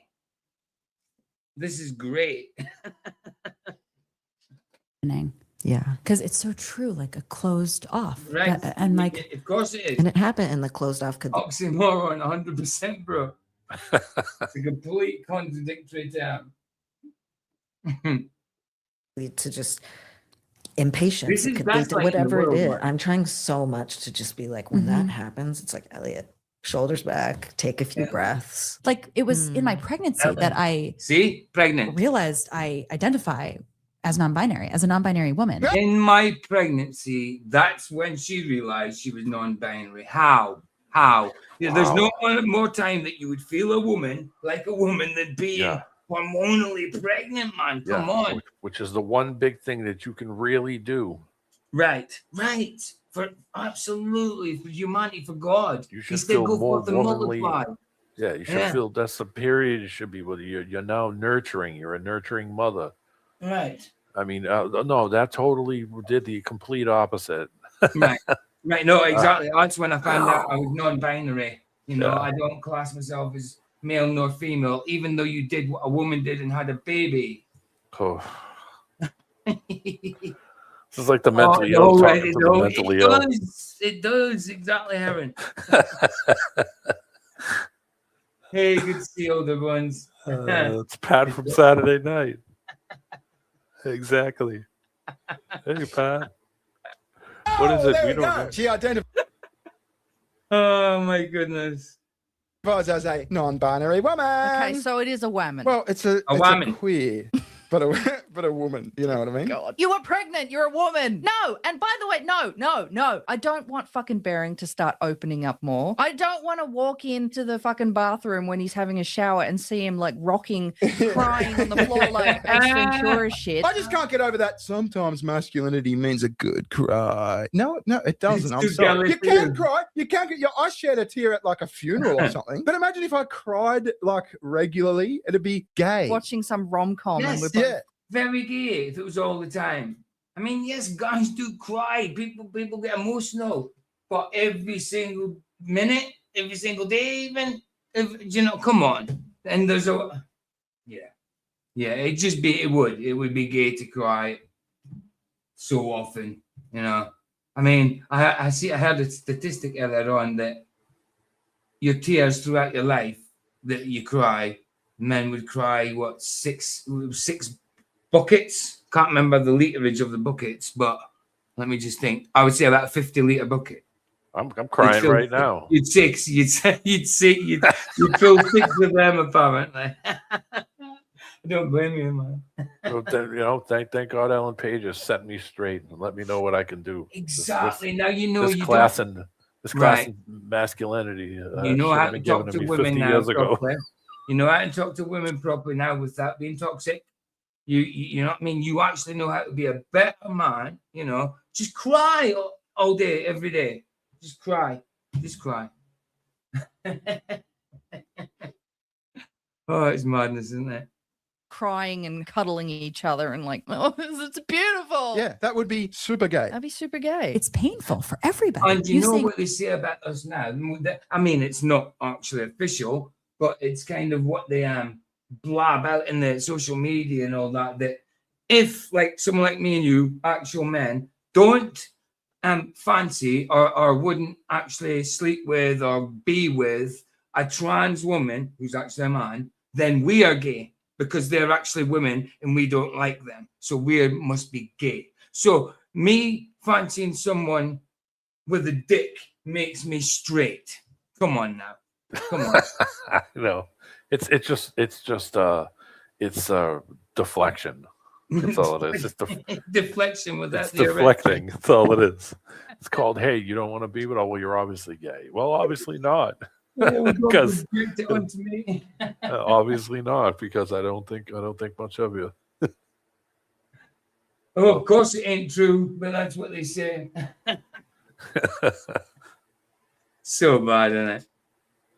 Cruelty as related to the patriarchy, it's unfortunately true, but this is actually emblematic of how everybody feels in this society, wrong in their bodies. No, they don't. I don't feel wrong in my body. In the bodies. Everybody. Like, listen, I've been overweight for a good few years, since 2019, say, and now I've started coming down again, being on diets and stuff. I've lost a few stone, and I've got a bit to go. Right? I'm going back to the gym and stuff. That's not me not being happy with my weight because I'm used to being something else. Not being happy in my body to a sense that, I'll let myself go. I need to tighten up again. You know what I mean? It's not the fact that I want to be a freaking woman or change my gender, which you can't do, or be a different type or species or whatever. You know? Yes, you can be unhappy in your body, but it doesn't mean you're unhappy everybody's unhappy in their body to the sense of they need to be a different gender. That's silly. Yeah. I mean, everybody is when you're a kid and you're awkward. You know what I mean? And you get to a certain point where your body starts to change. I mean, naturally, everybody gets a point with it. It's awkward. But I mean, you don't just automatically think, oh, well, Jesus, this isn't working out. I'm going to convert. Like, just, wow. I think there's bigger problems happening with these two. That's it, Goner's girl. It's a crazy world now, 100%. And it's always been crazy, but it's just getting worse and worse and worse and worse. Yeah. Perrin makes a good point. She said improving and altering are two different things. And that's right. You want to alter yourself. Well, you know, what do you do when you want to alter yourself? Well, you get a facelift, or you get a chin lift, or you get you know, things scraped, or you get your lips blown up with some kind of shit. And the thing is, the reason I'm not happy with my body the way it was, because it's not how it used to be. I'm naturally something else. I went over the top with eating junk and stuff. So it's not how I'm meant to be. Yeah. You know what I mean? It's me I'm not changing anything. I'm not altering anything to make me different. I'm going back to what I was. You know what I mean? So come on, wanting to change yourself like that. Obviously, you're gay and toxic masculine. Of course, man. So gay, man.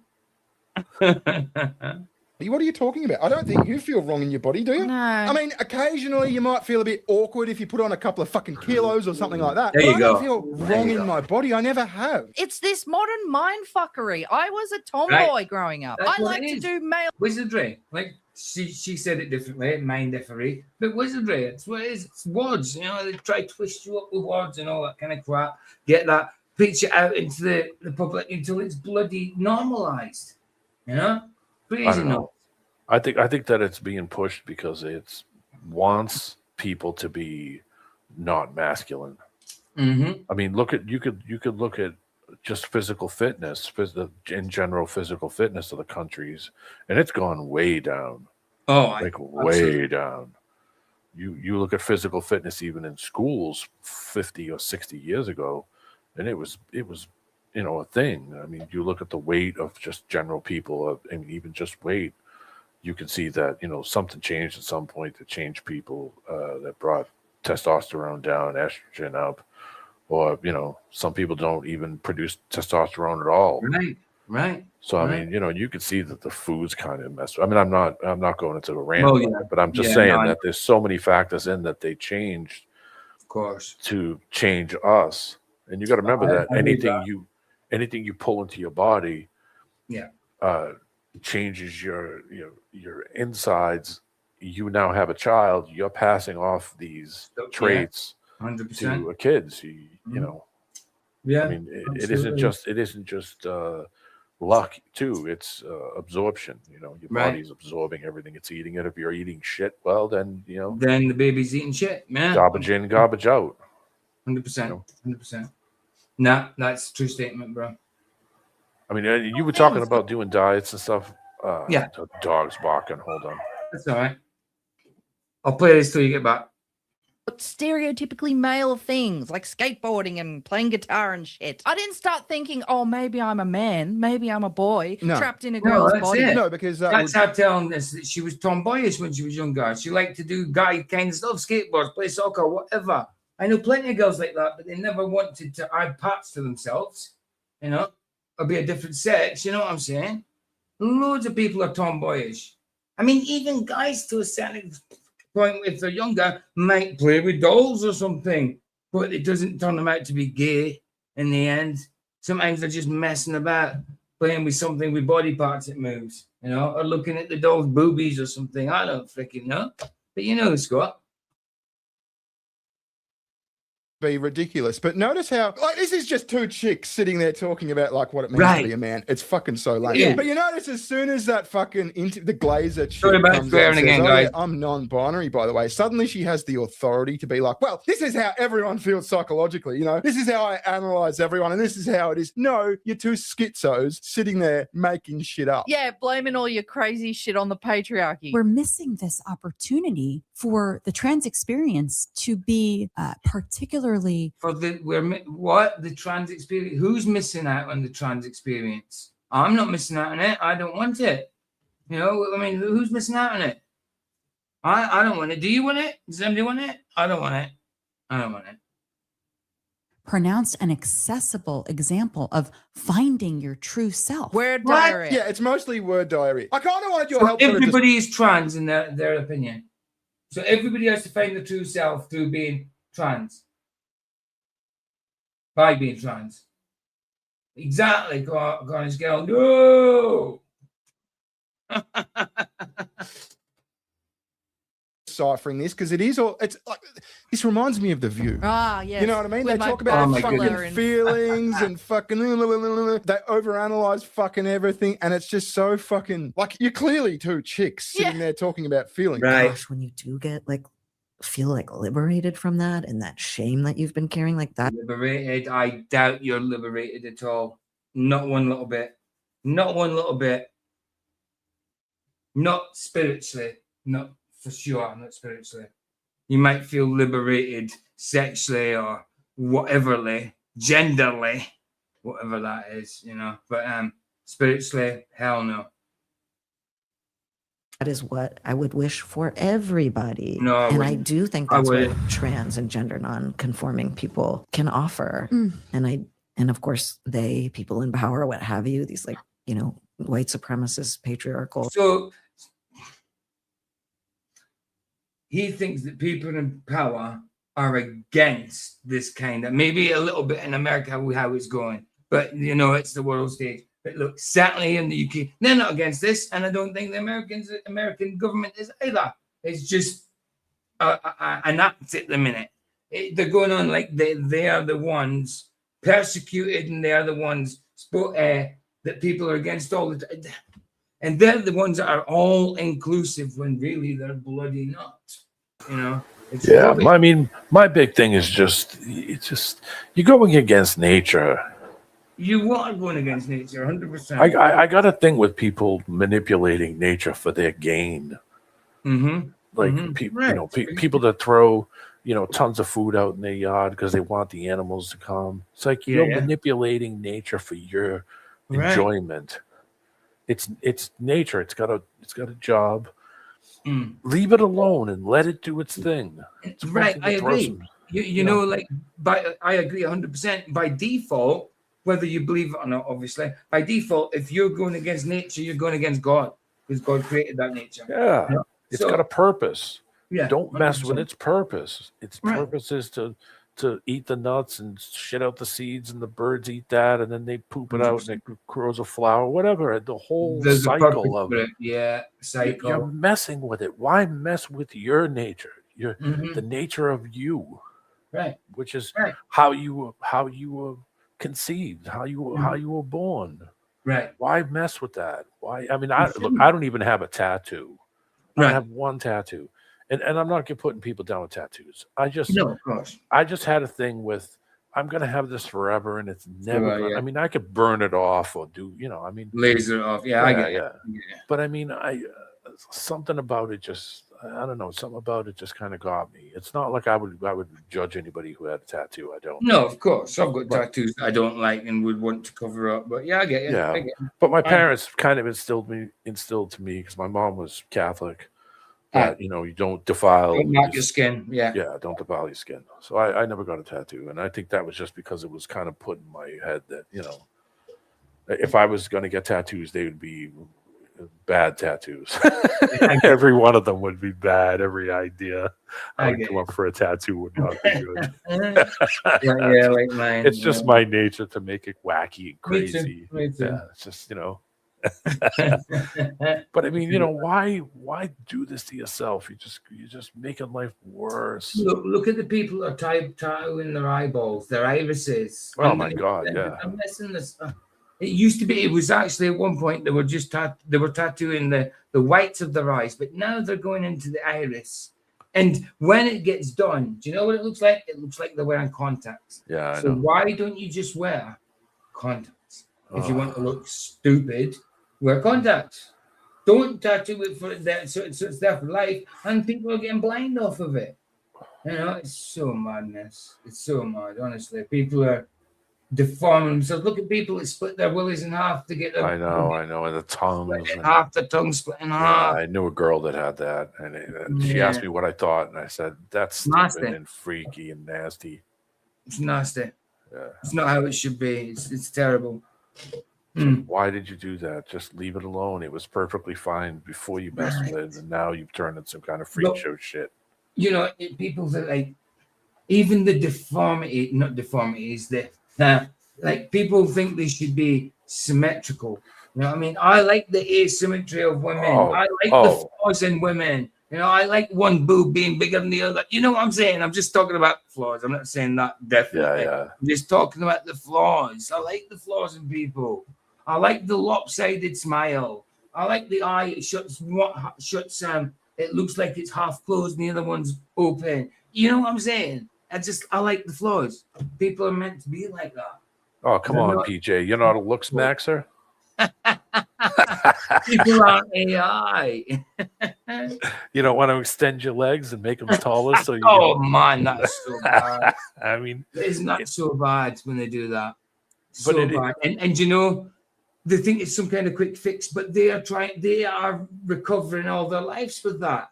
That is dodgy surgery, making bone grow to bone. You don't even know which way the bone's got to grow. It could grow staggered, So bad.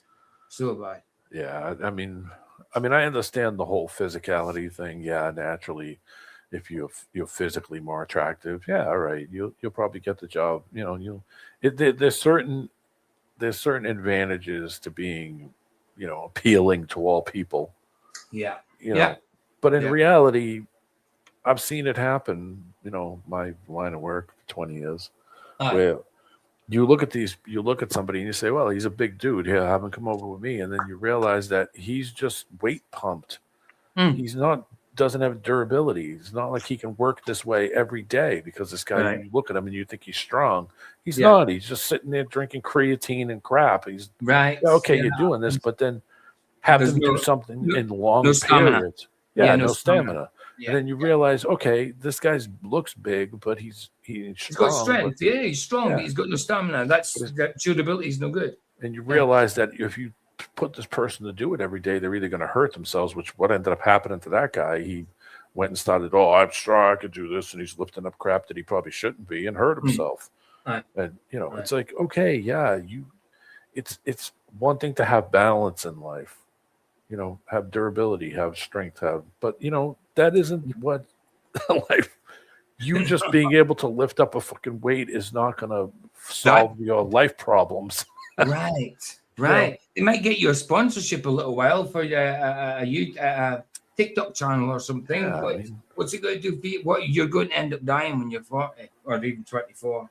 It's one thing to have that kind of strength, but also to have mental strength. Of course. To be able to work out your problems, or work out things that bother you, or work out whatever. You're using your mental strength, but you're keeping your focus. It's not like it's somebody who breaks down immediately and starts bawling, crying. No. Because, no. True men do. Real men do. Oh, that's right. See, I need to rewatch this video 5 times. I'm glad I gave you the link, bro. Watch it about 10 times. Make sure you get it in there, and then pass on your knowledge to others. Please don't do that. I'm going to create a society, the Ellen Paige Masculinity Society. I'm going to grab all the simps. I'm going to teach them all. Oh, wow. All exclusive. All inclusive. Eh? I told you, comedy gold. I feel bad, though. I really do. It's sad. It is very sad. I know we're laughing about it, but it's very sad. We shouldn't be laughing about it, because we're watching somebody in pain. There's no way that person can't be in pain. No, of course. But at the same time, they are projecting that pain onto others and saying, this is freedom.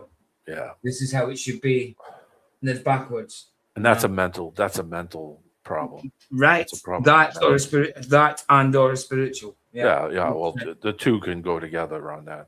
I agree. Structures don't want people to feel liberated. And feel that sense of power and feel that sense of possibility. Nor do they want to lose a societal structure that keeps so many people oppressed. Societal structures of systemic systems. White, racist, patriarchy. Yeah. So are they saying that everyone should be trans? I mean, am I simplifying this that's too what much? I was saying. Because that's that non-binary woman that had a baby. So that's what she said at the start of that part of the topic. She was saying that everybody is basically fighting their trans, that they should be trans. I mean, what the hell are you talking about? That is imposing the theology, don't know what it is. It's sickness for sure, and to others. It's the dead. Yeah, I mean, if you weren't, it's almost like if you were talking to somebody and you saw somebody from a long time ago and you're not doing good. Of course, you're not going to tell them you're not doing good. No, you're going to tell them, I'm doing great, because you know you ain't going to do that. I mean, this is what this feels like. Right. Somebody saying, "Are you okay?" And I'm fine. Of course. Everything's great. And you break down right in front of them. Oh no, I'm just crying because I'm happy. That's right. Yeah. But obviously, you're just crying because you're a proper man. Yeah. Because that fucking Glazer chick. Sorry, you go. That's what I'm saying. Like, it's so bad that you think about it and you're just like, oh my God, this is sad. I feel for this person. Very They're sad. lost. Very sad. And like you say, Black said it in chat, and we can see and only pray for these people. Yeah, 100%, bro. 100%. I don't want to see anybody suffer. You know, no, because this is suffering. It is suffering. But it's projecting that suffering, imposing that suffering on others and expecting them to go through that same suffering, you know? Yeah, that this is somehow liberating you. No, it's not. It's enslaving you. It's exactly holding you back.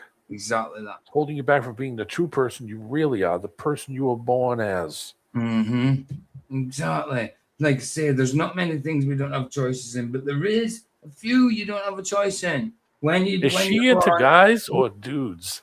This might work it out. Hold on. I would say she's into women. I don't know. I really don't know. Women, I would say. Oh, okay. She publicly came out as gay in 2014 before later coming out as a transgender man. So obviously, it's a lesbian. Right. Okay. So I don't really understand this. So Ellen wants to play the man role. Wow. With no junk. Well, acting like that, just creating more problems. Right. Oh, Jesus. Madness. Man, but that's what I'm saying. Projecting their own sickness on others and expecting them to go through the same thing. I mean, it is sad, but if you want people to go through the same shit you are when it's not actually liberating and it's actually putting you into bondage more than you are in the first place, you know, something needs to be said. But of course, we need to pray for these people, 100%. Yeah, because basically that's not a good place to be. I was just saying it's not a good place to be. I don't think so. It's not. That's a happy land. Anyway, I mean, physically, spiritually, mentally, it's not. Anyway, it's not a good place to be. Go ahead. I didn't mean to yap. That's all right, bro. No, I do it all the time. Sometimes my finger just automatically flicks, you know. These are good because, like, it just allows people to be free. And then Alan comes in and goes, oh, yeah, when I sort of became trans, it fucking freed me from the shame. Like, what are you talking about? I don't know. Honestly, when they start the shame of what? Off that many fucking bugs. The shame of what? Of being born what you're born. Where's the shame? Where's the shame in being born what you're born? That's nuts to me. Well, or no nuts to them. Words in a row. My brain starts to shut down because you hear the first white supremacist and your bullshit alert goes off, and then the next one comes in. It's like shutting down, shutting down, bullshit overload. Well, I mean, you're gonna have to replay that from? What the fuck did Elliot Page even say? Again, sorry for the language, guys. Gosh, when you do get feel liberated from that and that shame that you've been carrying, like that is what I would wish for everybody, and I do think that's what trans. I would wish for everybody. See, that's what I'm saying. Imposing all that crap onto other people. You'd wish that for everybody, what you're actually going through. Come on now. Now think about a kid watching this and some impressionable kid who's in an awkward position, awkward time in their life and sees this and says, okay, this is the answer to all my problems. I'm going to do what Ellen Page says. You're just screwing up. Now you're responsible for screwing up somebody else's shit. Exactly. And that's that you'll be held accountable for that afterwards, you know? Definitely. It's a shame and it's sad. Well, can offer, and of course, people in power, what have you, these like white supremacist patriarchal structures don't want people to feel liberated and feel that sense of power and feel that sense of possibility. Yeah, nor do they want to use a societal structure that keeps so many people oppressed. I think she's saying that like the people in power are keeping down the trees or something. Yeah. And I don't think they are. I mean, nobody's keeping anybody down. No, of course not. Of course. I'm not walking around denying people doing anything. No. Do whatever you want. Just follow the law. Just be cordial and be the best person you can be. It's what I try to do. I'm not perfect. Oh, no one is. There's only one person that is. I do one bad thing sometimes, and then I do try to do two good things in return to try to be one ahead all the time. Yeah. So that way, I don't. I can't do everything perfect.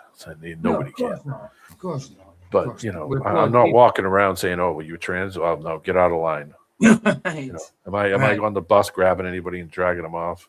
And that was what she opened up with. Yeah, when I got stopped taking testosterone, I was a bit woo, but I didn't start going grabbing people. No. Well, I mean, and that was the first stereotype of a man straight away. Yeah. And not all men go and do that. In fact, very few would.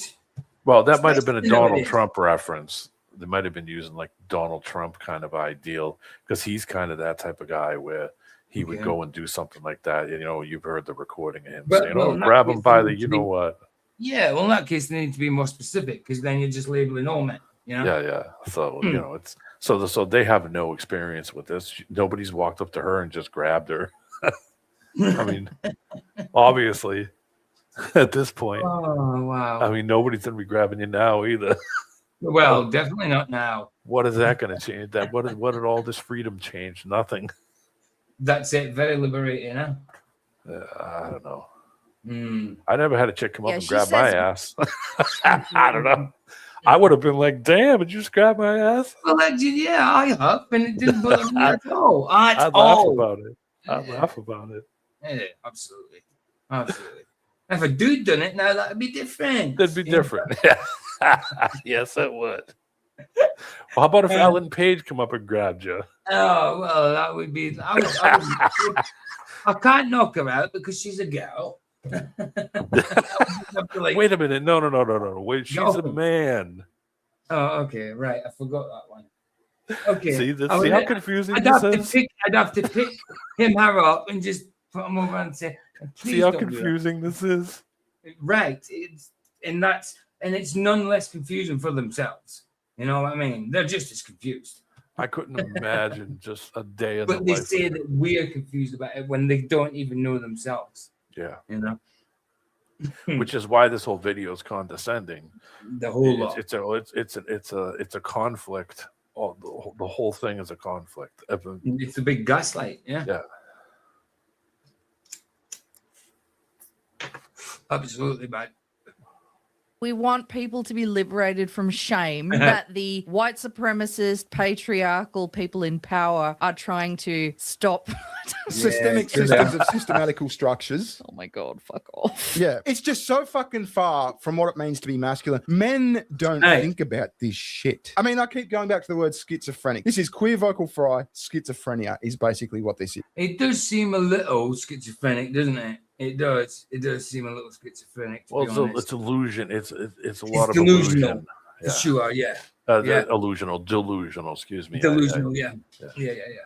Absolutely. It's thinking they know what things What are. sense of when they reality, aren't. bro? I mean, this is and thinking they know better than an actual dude, you know? That was why when I was saying earlier that my conflict was that the things that mom and dad said how to treat a lady, how to treat a woman, how to be that guy, and then you go and do it and they look at you like, what are you doing? I thought to myself, none of this shit works. What the hell were they telling me? I was being chivalrous. What's chivalry? They're being a gentleman, and then they're looking at me like, what are you doing? Oh, authentically and authentic. That's exactly what Ellen is going through. Right. It's like, wait a minute. Everything you said is not things that people do in real life or talk about in real life or 100%. It's none of this shit. None of it. Fantasy. Men are problem solvers and they don't overanalyze, okay? They think, what is the best possible way to solve this problem? Right. And they don't want to fucking sit there and overanalyze for like 5 hours because then the problem isn't getting addressed. So they talk about the documentary. That's exactly right. Fair play to her. I think she's right there. Like, you don't want to overanalyze it because while you're overanalyzing something, then that problem could be getting bigger. Well, you'll never have an answer to it. Figure it out, instead of just going on. You'll just get further into you're just going to drag you further in the anxiety. Exactly.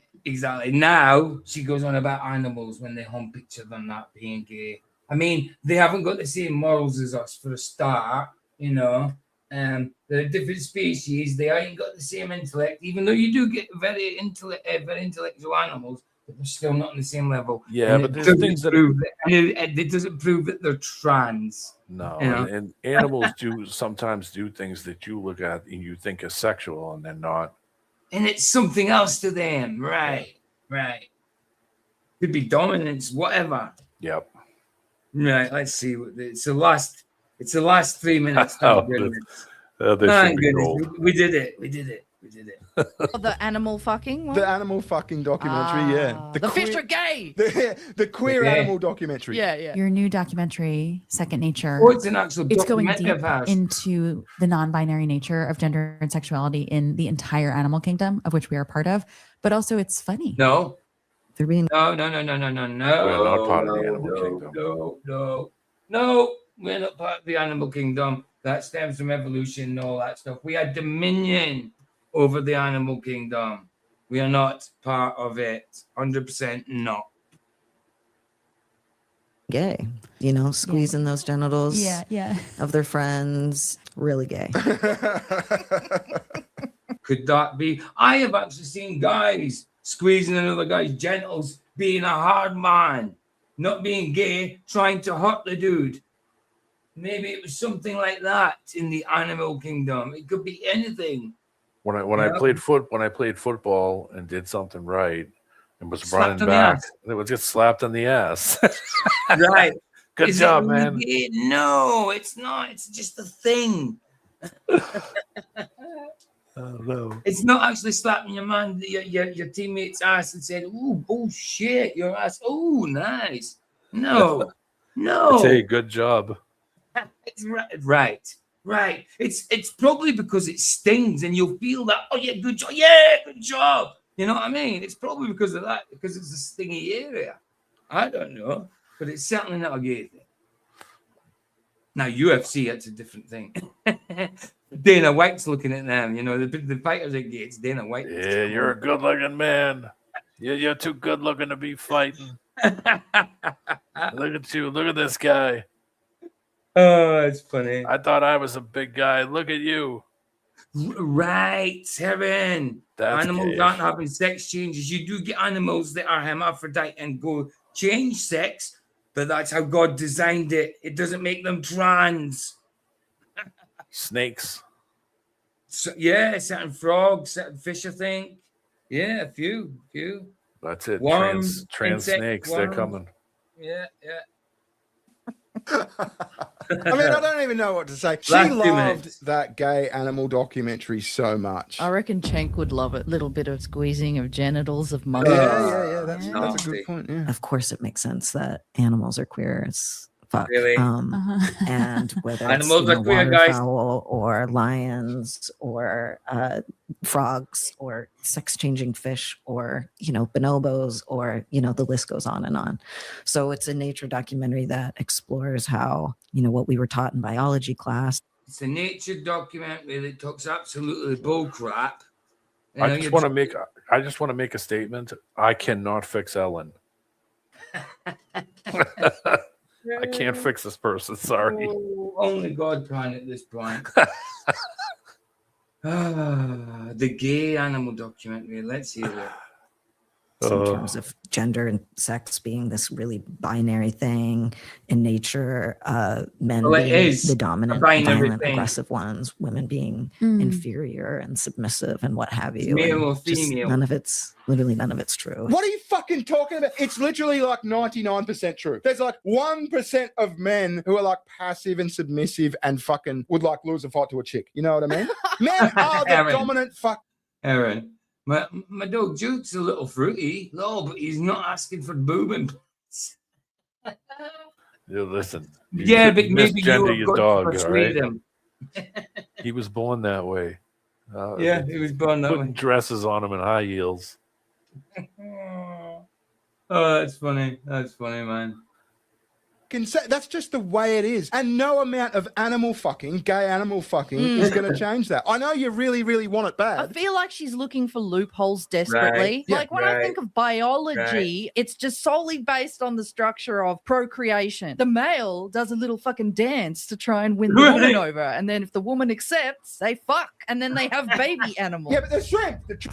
Oh, the shrimp. Yeah. Right. The shrimp change sex. Yeah, so wasn't that eye-watering terrifyingly cringe and schizophrenic. It was completely condescending and laughable. Like I said, that is two queer chicks sitting there kind of LARPing about let's discuss our experiences of masculinity. Yeah. Posing as men. Yeah, it's so cringe. Posing as men, dictating how men should act. Yeah, so that's what Ellen Paige has been up to. Visit Sugar Tick, she's got a channel. Yes, I do. Thanks for watching. We'll catch you later. Ta-ta. Bye-bye. See ya. Right, so hold on. I have comments here. You just said you were reading some, didn't you? Oh, the comments are gold. Let's read just a couple, then I'll get finished. Right, are they seeable? Yeah. Cool. Right, so what was the first one? So, is this transplaining? Okay, nice. Okay, whatever. I'm more masculine than her, and I'm sitting here in a flowy maxi skirt, 5 months pregnant. I find that having a Y chromosome helps a lot with masculine tendencies. Oh my goodness. So to me, healthy masculinity would be at 8:13. To me, healthy masculinity would be begins to describe female self-care. You know what I mean? Yeah, this is totally how men talk. We all sit in a circle and we have a big therapy session about how we should smile more. I would argue that finding your true self shouldn't involve medical intervention. Right? I would say so too. This sounds like a woman describing what they think a man is like. Wait a minute. That's fair. Let's see the replies to that, actually. I'm not explaining it very well because Elliot has no clue. Very, very true. Very true, like that. Gender appropriation. Yeah. It's not about that. See how her points appeal to women. Get rid of the shame carrying around. They want to victimize women, break down society. I would agree with that. I said it earlier. 100%. Exactly what I thought when I saw the interview. Me too. Exactly. Yeah. It's a bit like Beyonce's song, If I Was a Boy, and getting manhood completely wrong. If I was a boy. Oh, yeah, I remember that part. I would listen to her. Yeah, when she thought she had something worth hearing. That's not about how her co-worker got her nails done. What? Idiot. Stage concept of masculinity. Right. As a man, I would never thought about what it is to express myself. I just talk and you either like it or you don't. I use my hands or whatever I download. Please. Absolutely, man. Absolutely. I agree with that. I like that one right there. So she's so manly, she's having a podcast about her feelings. I've got 1.1k likes, that one. That's great. Replies to that, actually. Replies when then replies. Imagine calling your friends when they ask what's up and you say you just wanted to talk. What? I've got 3 friends, and in that situation, I'd end up with 0 friends. Right. Usually there's a reason. Low, only really acceptable if we have talked in months. If we haven't talked in months, and that usually leads to hangouts or drinks, not just idle talk. Madness. Yeah, that was pretty good, actually. It was very bad, but it was a good stream. That's what I meant. You know. Right, I'll get that done. Oh, I'll play out with Ari, Mark. But yeah, obviously it's fight night tonight. I'll look for the fight I was talking about, but we've also got that other fight that D-Man suggested.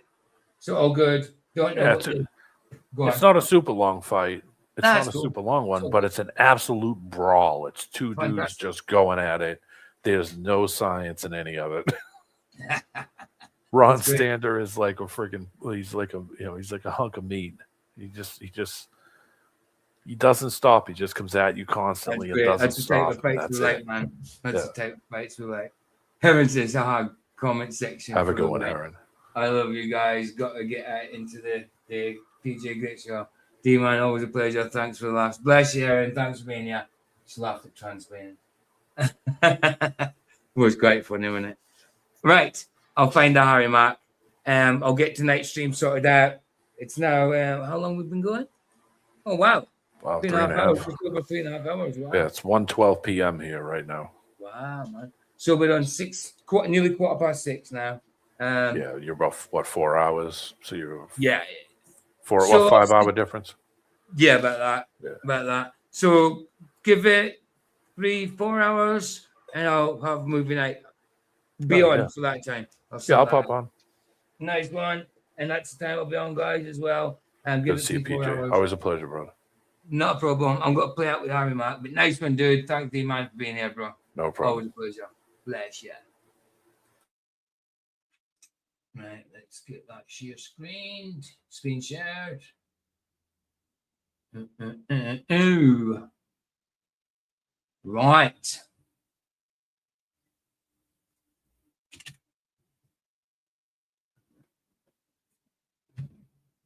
If you got a new one, you got a new one. Gorilla Bars Telepathy. Oh, there you go. This is the one where he's just talking, isn't it? Yeah, I'll have to go for popular and go. Let's go down the way. Not a problem, guys. Always a pleasure spending time here. Like I say, I'll be back on in a few hours. Right, stop there. And let's go. Ooh, let's see. Let's go. This one. 2 years ago. What's up, guys? What's up? How y'all doing? Good. That's what's up, man. Can I do a freestyle rap for you guys? Yes, definitely, please. Definitely. All right. Can I get 3 of the most creative words you can think of? The Mavericks. The Mavericks? Nice. Airplanes. I don't know. Okay, airplanes. Let me get one more. The beach. The beach. Mavericks, airplanes, and the beach. Those are the words. We ready? Yes. Yep. Let's have some fun. Yeah. Yeah. Hold up.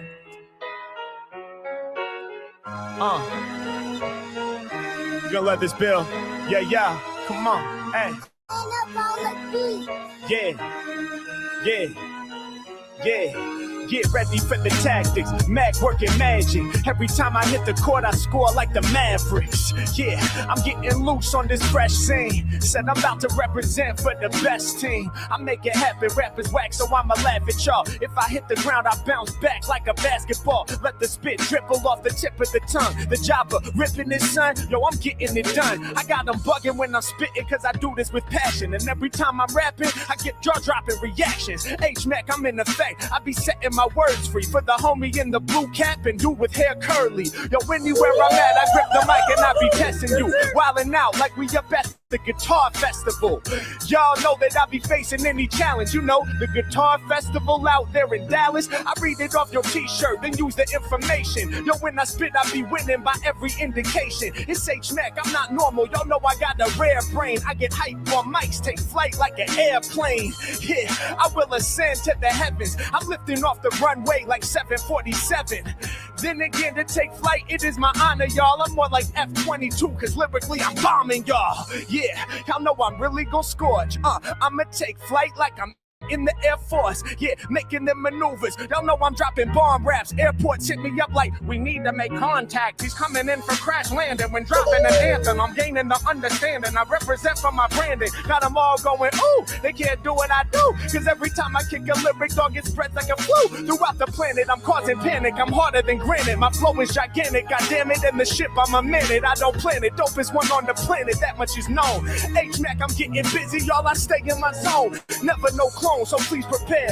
Yeah, every time he rhymes, you know he's aware that he's gotta be the most sick MC in there. I'm never normal cause I keep it rare. Y'all know I got the deepest flair. Yeah, staying out of reach with lessons I teach. It's like they in the city, meanwhile I'm out at the beach doing the most. Y'all know I'm a rep for the coast. Said I grip up on the MIC, I brag and I boast. Yeah, I'ma make it happen in the dopest way. Said I crash into this beat just like an ocean wave. Yeah, Every time I rhyme, man, I'm better in person. They wanna ride my wave, got my enemies surfing.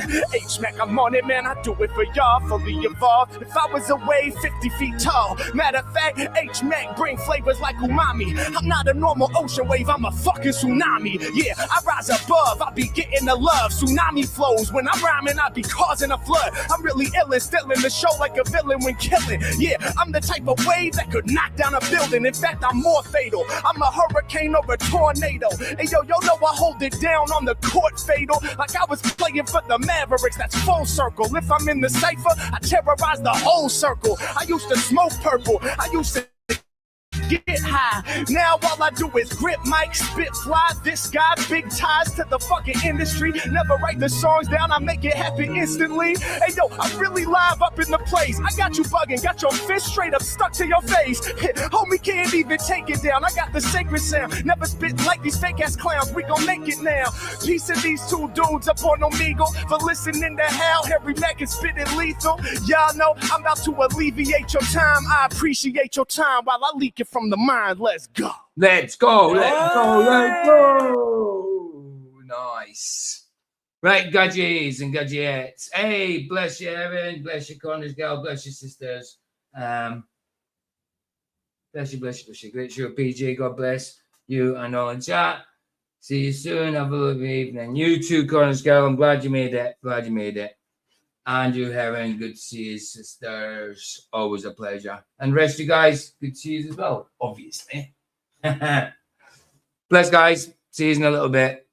Here the Sunset's free. It's free as always. And not like Ellen Page's Liberation, the sun makes you free. And he does that indeedly. Ta-ta.